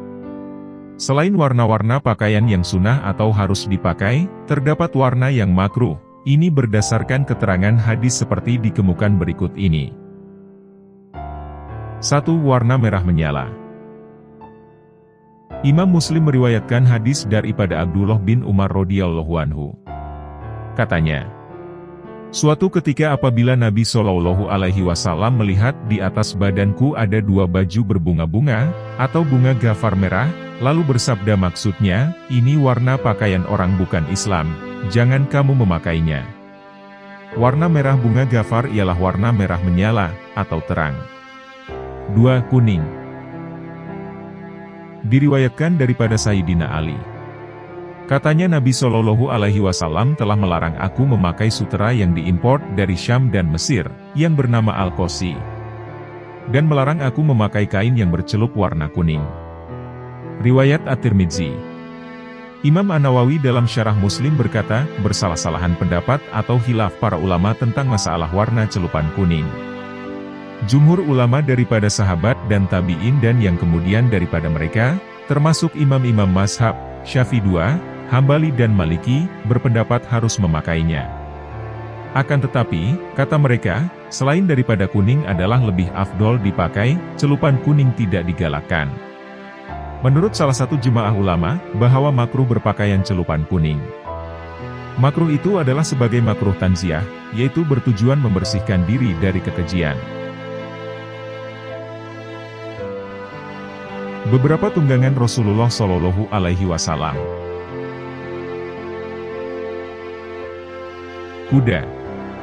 Kuda pertama yang dimiliki Rasulullah Shallallahu Alaihi Wasallam bernama Asa. Beliau membelinya dari seorang Arab Badui dari Bani Fazarah seharga 10 uqiyah, mata uang zaman dahulu. Saat dimiliki penjualnya, ia bernama Ad-Daris, lalu oleh Rasulullah Shallallahu Alaihi Wasallam diganti dengan Asa. Kuda tersebut memiliki warna putih di kaki dan kepalanya sebelah kanan. Itu adalah kuda pertama Rasulullah Shallallahu Alaihi Wasallam yang digunakan di medan perang. Ia memiliki pakaian dari kulit. Suatu saat Rasulullah Shallallahu Alaihi Wasallam lomba pacuan kuda, dan beliau mengendarainya, lalu beliau menang. Karena itu, beliau senang padanya. 1. Al-Murtajas. Rasulullah Shallallahu Alaihi Wasallam membelinya dari seorang Arab Badui yang disaksikan oleh Huzaimah bin Sabit. Badui tersebut dari Bani Murrah. Sahl bin Sa'ad As-Saidi berkata, Rasulullah Shallallahu Alaihi Wasallam memiliki 3 ekor kuda yang kupelihara, yaitu Lizaz, Darib, dan Luhaif. Adapun Lizaz adalah hadiah dari Al-Muqawqis. Sedangkan Luhaif hadiah dari Rabi'ah bin Abi Baro, yang dibalas Rasulullah Shallallahu Alaihi Wasallam dengan beberapa baju kulit dari Bani Kilab. Dan Darib adalah hadiah dari Farwah bin Amr al-Judzami. 2. Al-Wardu. Ini adalah hadiah dari Tamim ad-Dari. Lalu diberikan kepada Umar. Beberapa saat kemudian oleh Umar kuda tersebut dijual. Bagal dan Himar. Di samping kuda, Rasulullah Shallallahu Alaihi Wasallam memiliki bagal yang beliau kendarai saat bepergian. Rasulullah Shallallahu Alaihi Wasallam biasa menumbuk gandum sebagai makanan bagal tersebut. Bagal yang bernama Duldul tersebut masih hidup sepeninggal Rasulullah Shallallahu Alaihi Wasallam hingga tanggal gigi-giginya. Hingga akhirnya ia meninggal di Anbu. Adapun himar Rasulullah Shallallahu Alaihi Wasallam yang bernama Ufair meninggal saat Haji Wada. Unta perahan. Rasulullah Shallallahu Alaihi Wasallam juga memiliki 20 unta perahan yang dibiarkan berkeliaran di hutan. Setiap malam diperah susunya, hingga terkumpul 2 geriba, yaitu tempat susu dari kulit yang besar. Di antara unta-unta tersebut ada beberapa unta yang deras susunya, yaitu Al-Hana, As-Samro, Al-Urais, As-Sadiyah, Al-Bagum, Al-Yasiroh, dan Aroya. Ada unta yang bernama Burdah, hadiah dari Ad-Dahak bin Sofyan, yang juga deras perahan susunya. Ada pula yang bernama Mahroh dan As-Sakro, yang merupakan kiriman dari Sa'ad bin Ubadah. 2 unta tersebut adalah kendaraan terbagus dari Bani Ukail. Ada pula yang bernama Al-Adibah, yang dibeli oleh Abu Bakar dari Bani Harisi seharga 800 dirham. Lalu oleh Rasulullah Shallallahu Alaihi Wasallam dibeli dengan 400 dirham. Unta tersebut dikendarai saat hijrah ke Madinah. Saat beliau tiba di Madinah, unta itu merupakan tunggangan yang terbaik. Itulah yang disebut Al-Qaswa, terkadang disebut Al-Jada, karena menyusahkan kaum muslimin, maka diikat agar tidak berontak lari. Kambing. Rasulullah Shallallahu Alaihi Wasallam memiliki 7 ekor kambing pemberian orang yang bernama Ujrah, Zamzam, Suqyah, Barokah, Warsah, Atlal, dan Atrof. Di samping itu beliau memiliki 100 ekor kambing yege lain. Buruk. Hakikat dan kecepatan burak di dalam hadis yang diriwayatkan oleh Bukhari dan Muslim disebutkan, kemudian aku diberikan seekor binatang yang bukan begal, atau peranakan kuda dengan keledai, namun melebihi keledai putih. Al-Jarud mengatakan kepadanya, itu adalah burak wahai Abu Hamzah. Anas mengatakan, betul. Dia, binatang itu meletakkan langkahnya sejauh pandangan mata. Al-Hafiz Ibnu Hajar mengatakan, bahwa bukan begal dan melebihi keledai putih. Demikianlah disebutkan, dikarenakan ia adalah binatang tunggangan atau dengan melihat lafaz, buruk. Hikmah pensifatan itu adalah sebagai isyarat, bahwa orang yang menungganginya adalah dalam keadaan nyaman, bukan dalam keadaan perang atau ketakutan. Atau pula untuk menampakkan mukjizat yang terjadi karena kecepatannya yang sangat cepat dengan menunggangi seekor binatang, yang tidak pernah disifatkan dengan sifat seperti itu, jika menurut keadaan normal. Di dalam hadis yang diriwayatkan oleh Tirmidzi dari Hudzaifah bin Al-Yaman, mengatakan bahwa Rasulullah Shallallahu Alaihi Wasallam telah diberikan seekor binatang yang punggungnya panjang dan langkahnya adalah sepanjang mata memandang. Mereka berdua, Rasulullah Shallallahu Alaihi Wasallam dan Jibril alaihissalam tidaklah terpisahkan di atas punggung buruk, sehingga mereka menyaksikan surga dan neraka. Kemudian mereka berdua kembali pulang ke tempat semula ketika berangkat. Abu Isa mengatakan bahwa ini adalah hadis Hasan Sahih. Imam Nawawi menyebutkan bahwa para ahli bahasa mengatakan Burak adalah nama binatang yang ditunggangi Rasulullah Shallallahu Alaihi Wasallam di malam Isra. Az-Zubaydi di dalam Al-Muhtashar Al-Ain dan pemilik kitab At-Tahrir mengatakan Burak adalah binatang yang ditunggangi oleh para nabi alaihi salam.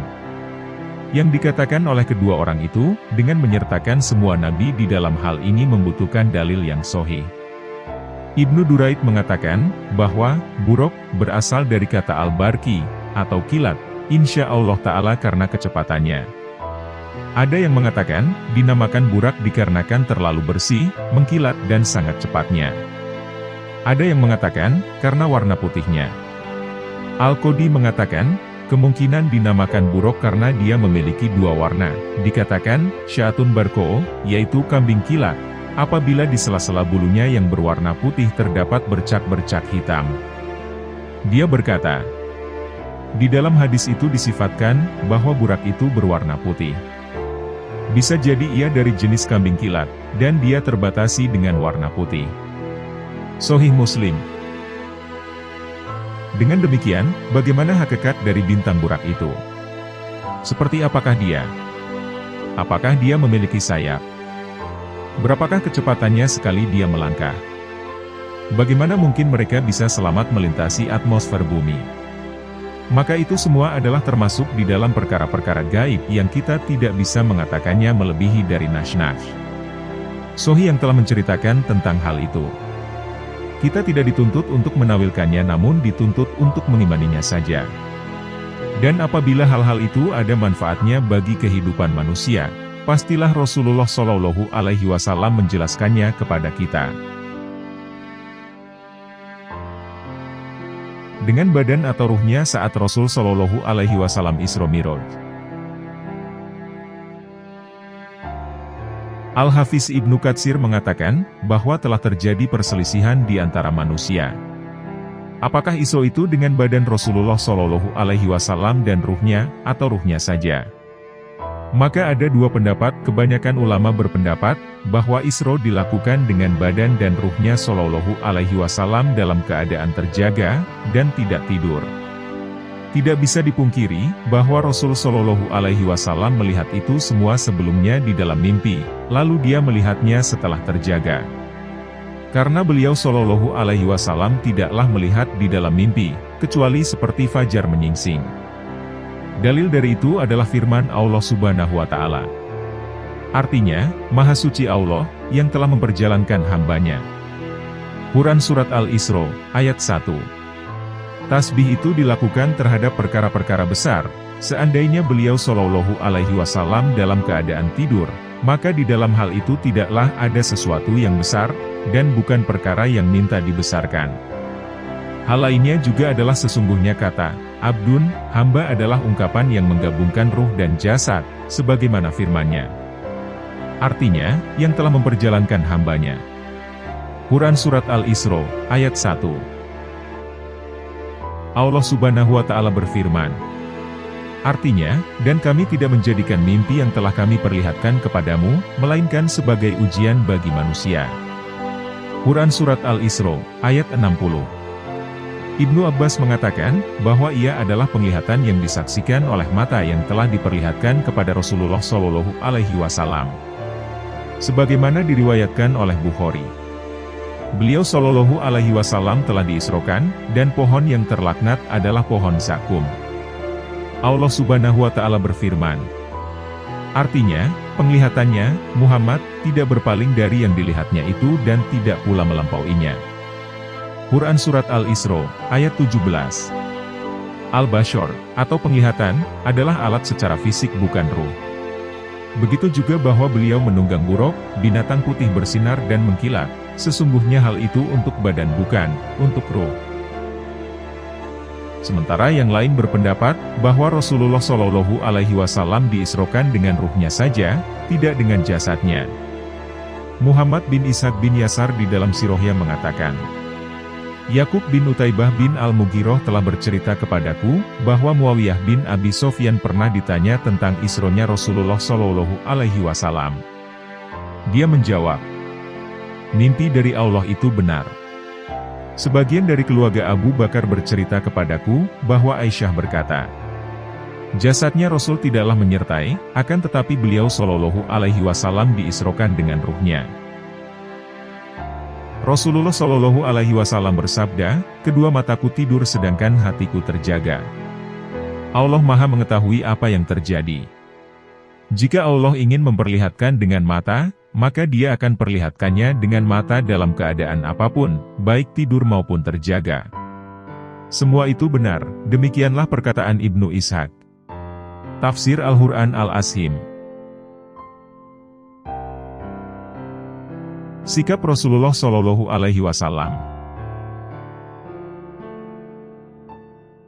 Sikap dan bahasa tubuh mencerminkan akhlak yang dimiliki seseorang. Begitupun dengan Rasulullah Muhammad Shallallahu Alaihi Wasallam. Tidak heran jika Aisyah radhiyallahu anha menyebut bahwa beliau sebagai Quran berjalan. Berikut adalah beberapa contoh sikap dan bahasa tubuh beliau tersebut. 1. Jika berjalan, gerakannya gesit. 2. Jika melangkah, tubuhnya sedikit condong ke depan, namun tetap terkesan anggun. 3. Jika beliau sedang berhadapan dengan seseorang, maka beliau memandang orang itu dengan penuh perhatian. 4. Pandangan beliau selalu ditundukkan sesuai aturan, dalam Al-Quran, dan lebih sering melihat ke bawah daripada ke atas. 5. Beliau tidak pernah memelototi seseorang. 6. Pandangan mata beliau selalu menyejukkan. 7. Beliau juga selalu berjalan agak di belakang, terutama saat melakukan perjalanan jauh. 8. Beliau selalu lebih dulu menyapa orang yang ditemuinya di jalan. Menurut referensi 1. Hind bin Abi Halah radhiyallahu anhu menceritakan sebagai berikut, Rasulullah Shallallahu Alaihi Wasallam memiliki pribadi mulia dan diakui sangat agung dalam pandangan orang yang melihatnya. Wajah beliau bercahaya seterang bulan purnama. Beliau sedikit lebih tinggi dari rata-rata kami, tapi lebih pendek dari orang yang jangkung. Kepala beliau lebih besar dari rata-rata, dan rambut beliau agak keriting, atau berombak. Jika dapat dikuakan, atau dibelah, maka beliau kuakan, jika tidak dapat maka beliau biarkan saja. Saat rambut beliau agak panjang, akan mencapai kuping telinga beliau. Kulit beliau berwarna cerah dan dahi beliau lebar. Alis mata beliau lengkung hitam dan tebal, di antara alisnya nampak urat darah halus yang berdenyut bila beliau emosi atau bergairah. Hidung beliau agak melengkung dan mengkilap jika terkena cahaya, serta tampak agak menonjol jika kita pertama kali melihatnya, padahal tidak demikian sebenarnya. Beliau berjanggut tipis tapi penuh rata sampai di pipi. Mulut beliau sedang, gigi beliau putih cemerlang dan agak renggang. Pundak beliau bagus dan terpasang kokoh, seperti dicor dengan perak. Anggota tubuh beliau yang lain serba normal dan proporsional. Dada dan pinggang beliau seimbang ukurannya. Daerah di sekitar tulang belikat beliau cukup lebar, dan terpasang dengan baik. Bagian-bagian tubuh beliau yang tidak tertutup bulu lebat satupun nampak bersih dan bercahaya. Kecuali bulu-bulu halus yang tumbuh dari dada dan tumbuh sampai ke pusar. Lengan dan dada bagian atas beliau berbulu. Pergelangan tangan beliau cukup panjang, telapak tangan beliau agak lebar, serta baik telapak tangan maupun kaki beliau padat berisi. Jari-jari tangan dan kaki beliau cukup langsing. Telapak kaki beliau cukup lengkungannya, dan atasnya halus, serta bagus bentuknya. Sehingga saat beliau mencucinya, maka air akan meluncur dengan cepat ke bawah. Jika beliau berjalan, beliau melangkah dengan posisi badan agak condong ke depan, tapi beliau melangkah dengan anggun. Langkah beliau panjang dan cepat, serta terlihat seperti turun dari suatu ketinggian. Jika beliau sedang berhadapan dengan seseorang, maka beliau memandang orang itu dengan penuh perhatian. Pandangan beliau selalu ditundukkan sesuai aturan, dalam Al-Quran, dan lebih sering melihat ke bawah daripada ke atas. Beliau tidak pernah memelototi seseorang, pandangan mata beliau selalu menyejukkan. Beliau juga selalu berjalan agak di belakang, terutama saat melakukan perjalanan jauh. Beliau selalu lebih dulu menyapa orang yang ditemuinya di jalan. Hind bin Abi Halah radhiyallahu anhu. Telah diceritakan oleh Hasan bin Ali. 2. Anas bin Malik meriwayatkan, Rasulullah Shallallahu Alaihi Wasallam tingginya sedang, tidak tinggi benar maupun pendek, dan beliau tegap. Rambut beliau tidak keriting, namun tidak pula lurus sama sekali. Warna kulit beliau sedang, tapi cerah. Beliau berjalan dengan gesit. Melangkah dengan tubuh sedikit condong ke depan. Diriwayatkan oleh Anas bin Malik. Ummahatul Mukminin. Ummahatul Mukminin atau para ibu orang-orang mukmin adalah istilah dalam bahasa Arab yang digunakan dalam syariat Islam. Merupakan penyebutan kehormatan bagi istri-istri dari Muhammad. Muslim menggunakan istilah tersebut sebelum atau sesudah nama istrinya.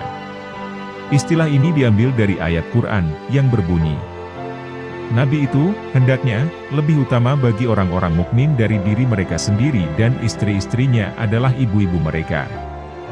Quran Surat Al-Ahzab, ayat 6. Nabi Muhammad seringkali disebutkan menikah dengan beberapa orang perempuan. Terdapat kisah bahwa ia menikah dengan 2 orang perempuan lainnya, tetapi diceraikannya, sebelum mereka sempat bersama-sama. Yaitu Amroh binti Yazid dari Bani Kilab, dan Asma binti Nu'man dari Bani Kindah. Berikut ini adalah nama-nama Ummahatul Mukminin. Khadijah binti Khuwailid. Beliau merupakan istri Nabi Muhammad yang pertama. Sebelum menikah dengan Nabi, ia pernah menjadi istri dari Atik bin Abid, dan Abu Halah bin Malik, dan telah melahirkan 4 orang anak. 2 dengan suaminya yang bernama Atik, yaitu Abdullah dan Jariyah. Dan 2 dengan suaminya Abu Halah yaitu Hindun dan Zainab. Berbagai riwayat memaparkan, bahwa saat Muhammad menikah dengan Khadijah, umur Khadijah berusia 40 tahun sedangkan Nabi hanya berumur 25 tahun. Tetapi menurut Ibnu Katsir, seorang tokoh dalam bidang tafsir, hadis dan sejarah, mereka menikah dalam usia yang sebaya. Nabi Muhammad bersama dengannya sebagai suami istri selama 25 tahun. Yaitu 15 tahun sebelum menerima wahyu pertama, dan 10 tahun setelahnya hingga wafatnya Khadijah, kira-kira 3 tahun sebelum hijrah ke Madinah. Khadijah wafat saat ia berusia 64 tahun 6 bulan. Ia merupakan istri Nabi Muhammad yang tidak pernah dimadu. Karena semua istrinya yang dimadu dinikahi setelah wafatnya Khadijah. Di samping itu, semua anak Nabi kecuali Ibrahim adalah anak kandung Khadijah. Mas kawin dari Nabi Muhammad sebanyak 20 bakrah, dan upacara perkawinan diadakan oleh ayahnya Khuwailid.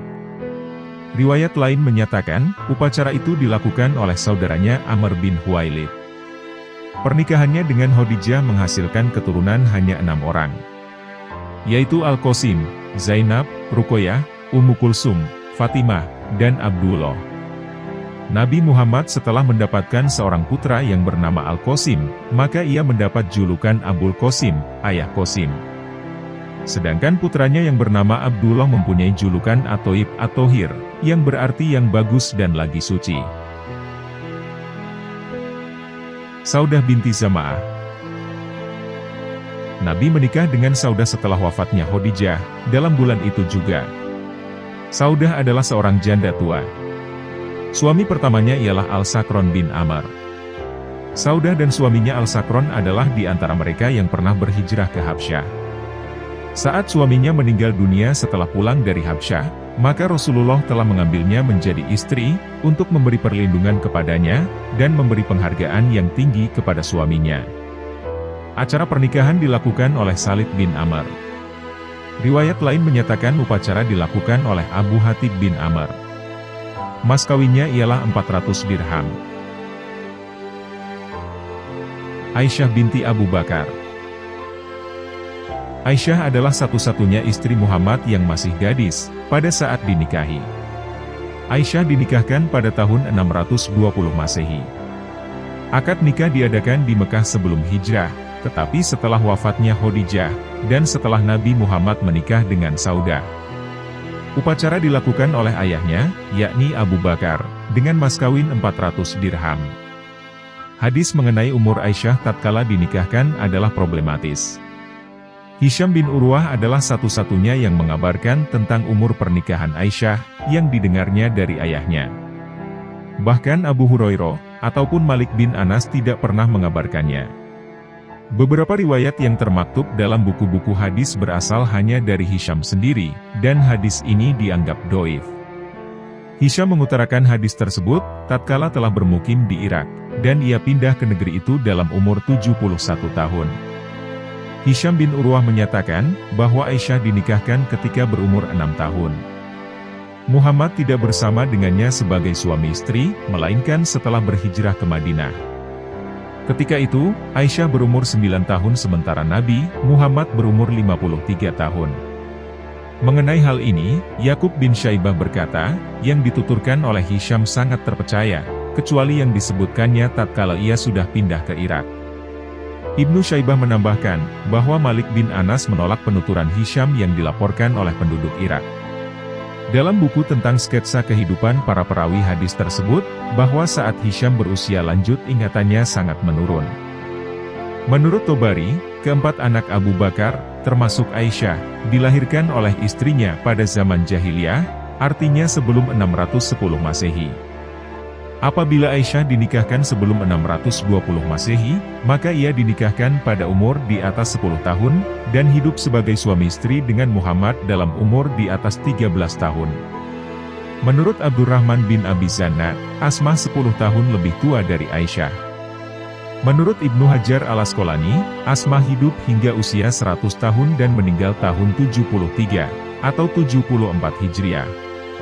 Apabila Asmah meninggal dalam usia 100 tahun dan meninggal dalam tahun 73 atau 74 Hijriah, maka Asmah berumur 27, atau 28 tahun pada waktu hijrah.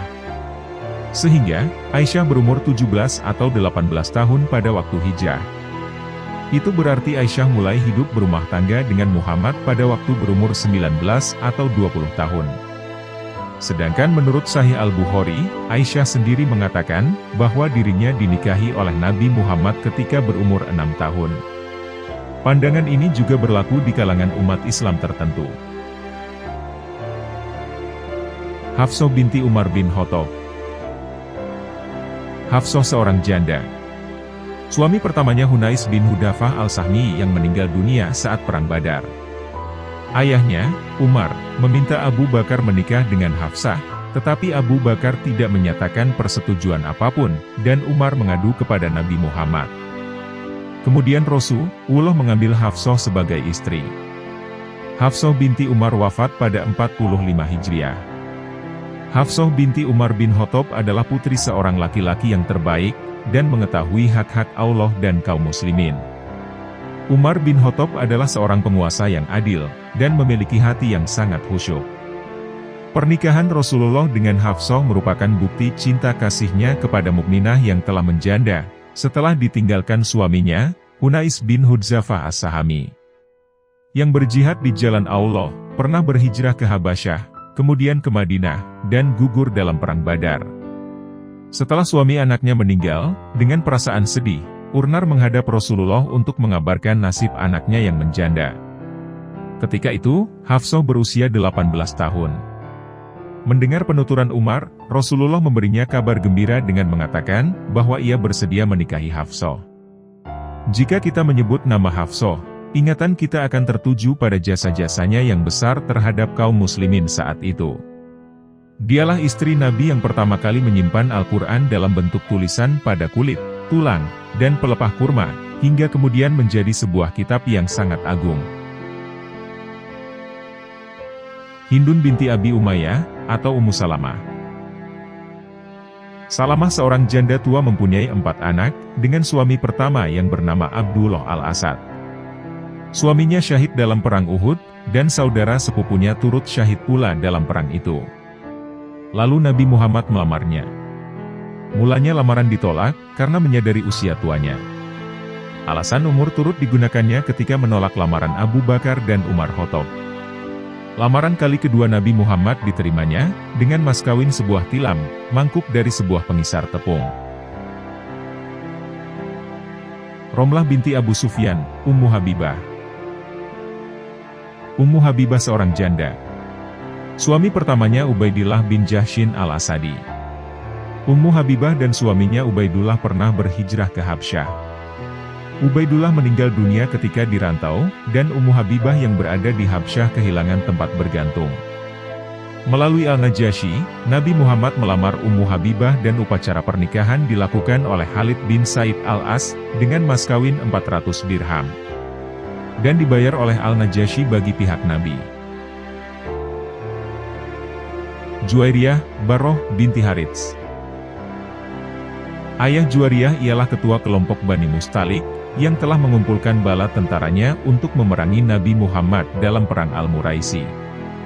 Setelah Bani Al-Mustalik tewas, dan Barroh ditawan oleh Sabit bin Qais bin Al-Syammas Al-Ansori. Sabit hendak dimukatabah dengan 9 tahil emas, dan Barroh pun mengadu kepada Nabi. Rasulullah bersedia membayar mukatabah tersebut, kemudian menikahinya. Sofiyah binti Huyai. Sofiyah anak dari Huyai, ketua suku Bani Nadir, yang berdiam di sekitar Madinah. Dalam perang Khaibar, Sofiyah dan suaminya, Kinanah bin Al-Rabi telah tertawan. Dalam satu perundingan setelah dibebaskan, Safiyah memilih untuk menjadi istri Nabi Muhammad. Sofiyah binti Huyai bin Akhtab, wafat pada 50 Hijriah. Sofiyah memiliki kulit yang sangat putih, dan memiliki paras cantik, menurut Ummu Sinan al-Aslamiyah. Sehingga membuat cemburu istri-istri Muhammad yang lain.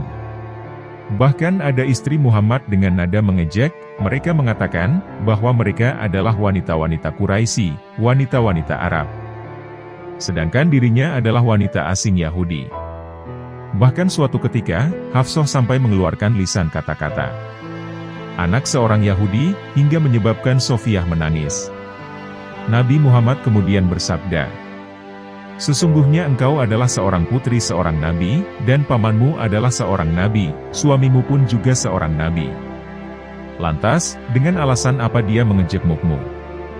Kemudian Muhammad bersabda kepada Hafsah, "Bertakwalah kepada Allah, wahai Hafsah."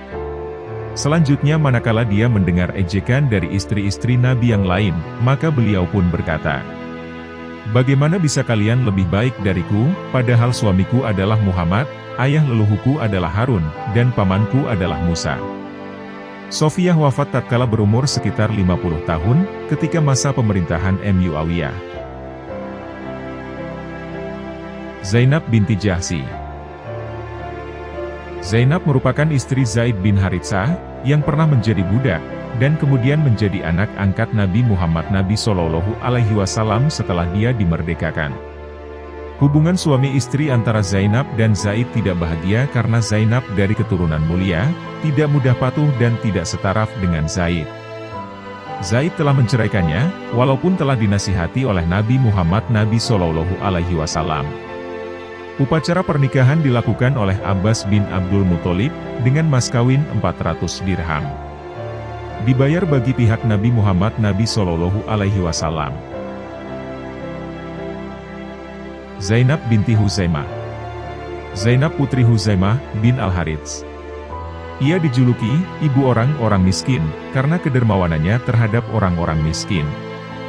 Sebelumnya menikah dengan Nabi Muhammad, ia adalah istri dari Abdullah bin Jahsy. Ada riwayat yang mengatakan, ia istri Abdu Tufail bin Al-Harits.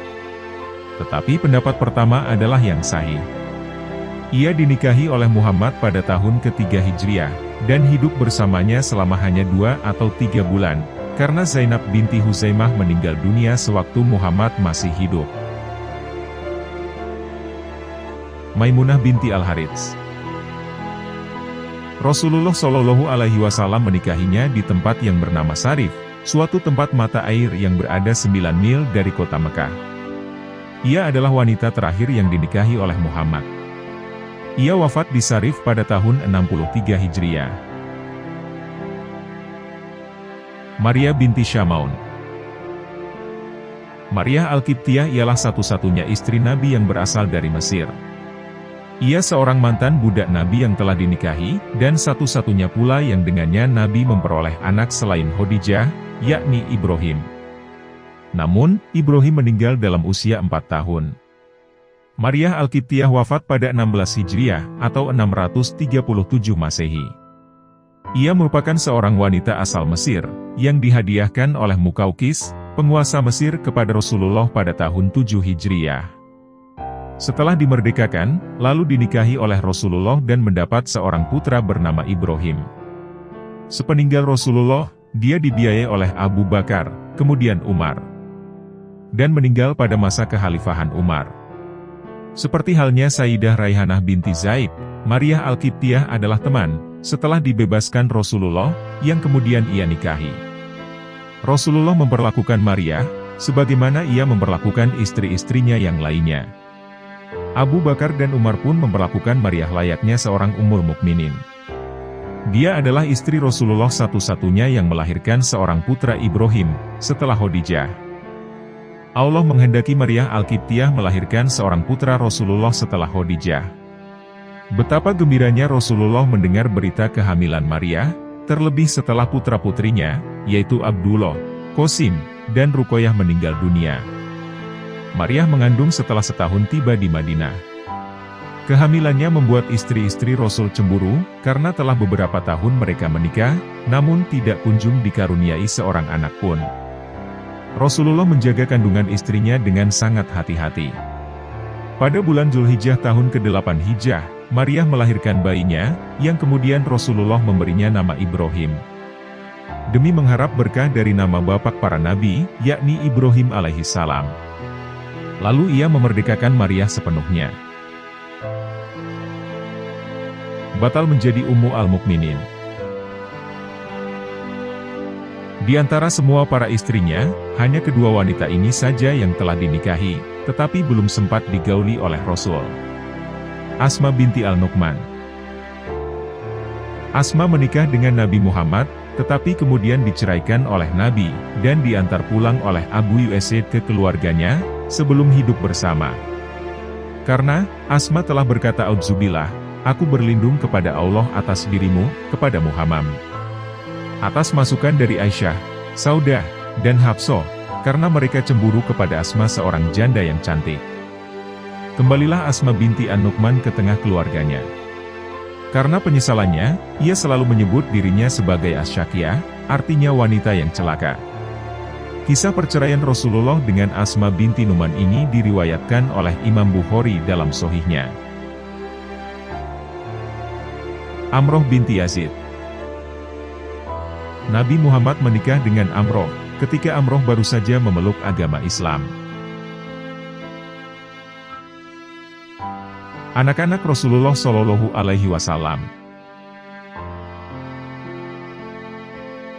Imam An-Nawawi rahimahullah berkata, Rasulullah memiliki 3 orang putra, yang pertama Qasim, namanya menjadi kunyah Rasulullah, Abul Qasim. Qasim dilahirkan sebelum kenabian, dan wafat saat berusia 2 tahun. Yang kedua Abdullah, disebut juga At-Thayyib atau At-Thahir karena lahir setelah kenabian. Putra yang ketiga adalah Ibrahim, dilahirkan di Madinah pada tahun 8 Hijriah, dan wafat saat berusia 17 atau 18 bulan. Adapun putrinya berjumlah 4 orang. Zainab yang menikah dengan Abu Al-Ash bin Al-Rabi, keponakan Rasulullah dari jalur Khadijah. Kemudian Fatimah menikah dengan Ali bin Abi Thalib. Lalu Ruqayyah dan Ummu Kulsum menikah dengan Utsman bin Affan. Rinciannya adalah sebagai berikut. Putri-putri Rasulullah.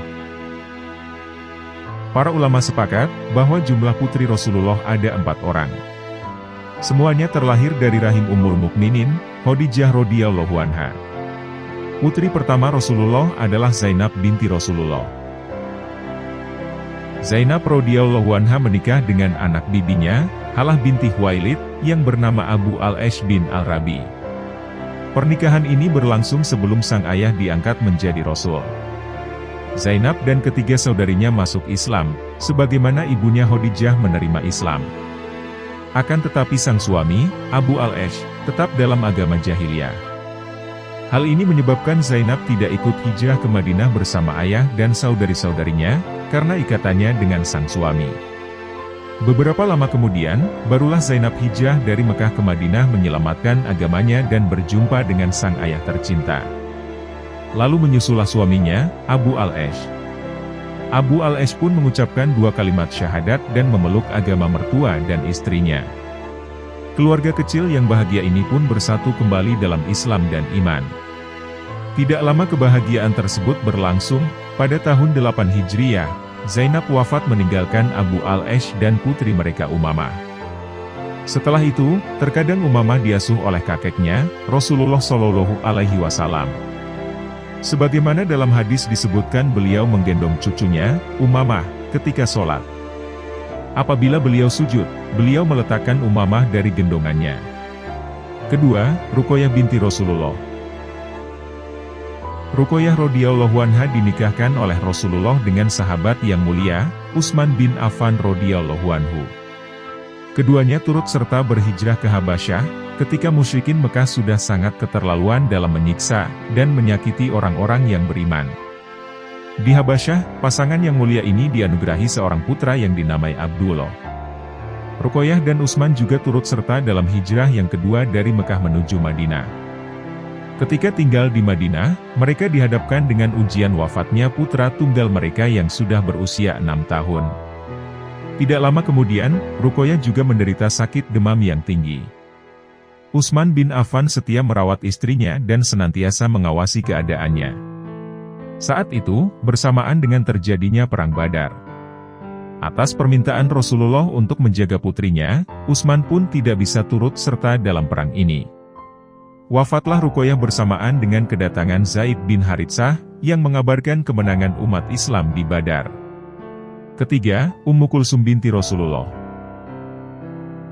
Setelah Ruqayyah wafat, Rasulullah menikahkan Utsman dengan putrinya yang lain, Ummu Kulsum radhiyallahu anha. Oleh karena itulah, Utsman dijuluki Dzunurain, pemilik 2 cahaya, karena menikahi 2 putri Rasulullah. Sebuah keistimewaan yang tidak dimiliki sahabat lainnya. Utsman dan Ummu Kulsum bersama-sama membangun rumah tangga, hingga wafatnya Ummu Kulsum pada bulan Syaban tahun 9 Hijriah. Keduanya tidak dianugerahi putra satupun putri. Ummu Kulsum dimakamkan bersebelahan dengan saudarinya Ruqayyah radhiyallahu anhu. Keempat, Fatimah binti Rasulullah. Fatimah radhiyallahu anha adalah putri bungsu Rasulullah Shallallahu Alaihi Wasallam. Ia dilahirkan 5 tahun sebelum kenabian. Pada tahun kedua Hijriah, Rasulullah menikahkannya dengan Ali bin Abi Thalib radhiyallahu anhu. Pasangan ini dikaruniai putra pertama pada tahun ketiga Hijriah.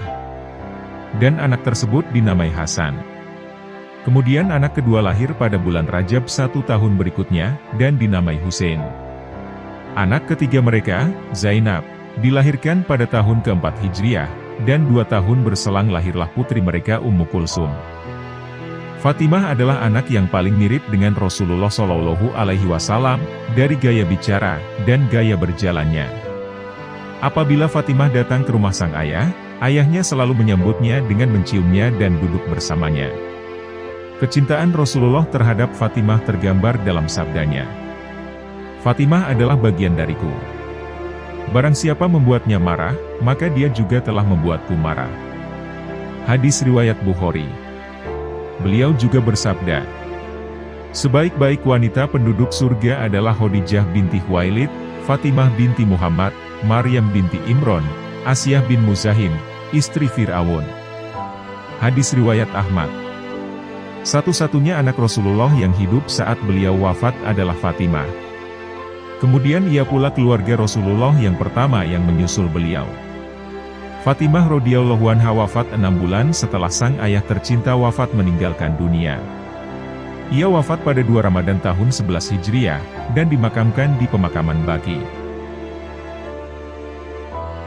Putra-putra Rasulullah. Putra pertama beliau adalah Al-Qasim bin Rasulullah. Rasulullah berkunyah dengan namanya, beliau disebut Abu Al-Qasim, bapaknya Qasim. Qasim lahir sebelum masa kenabian, dan wafat saat usia 2 tahun. Kedua, Abdullah bin Rasulullah. Abdullah dinamai juga dengan At-Thayyib atau At-Thahir. Ia dilahirkan pada masa kenabian. Ketiga, Ibrahim bin Rasulullah. Ibrahim dilahirkan pada tahun 8 Hijriah di kota Madinah. Dia adalah anak terakhir dari Rasulullah Shallallahu Alaihi Wasallam dan dilahirkan dari rahim Maria Al-Qibtiyah radhiyallahu anha.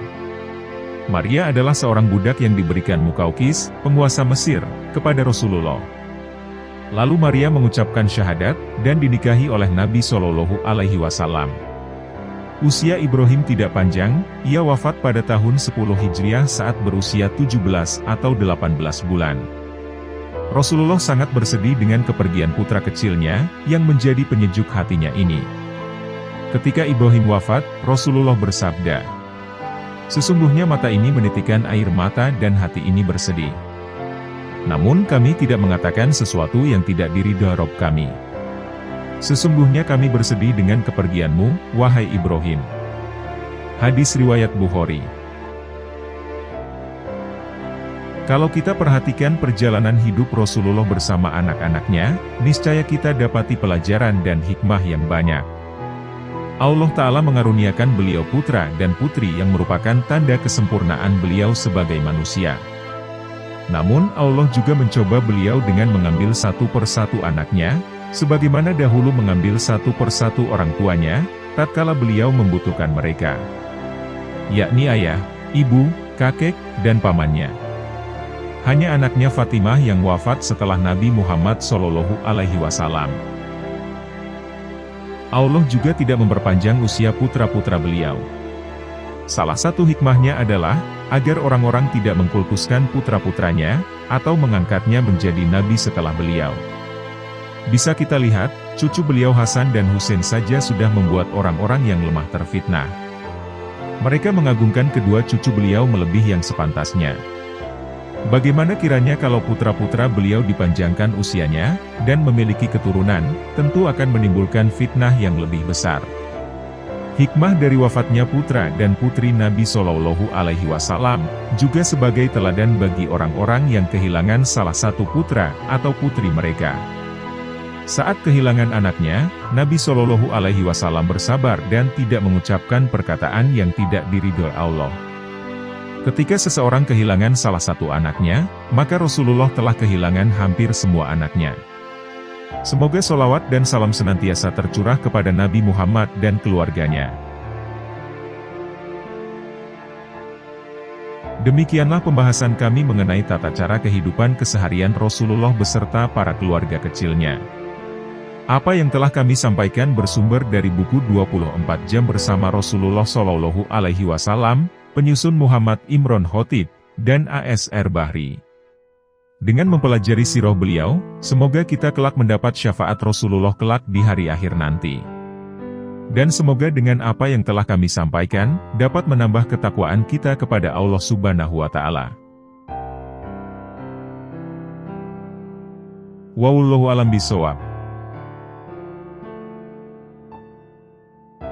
Terima kasih telah menonton.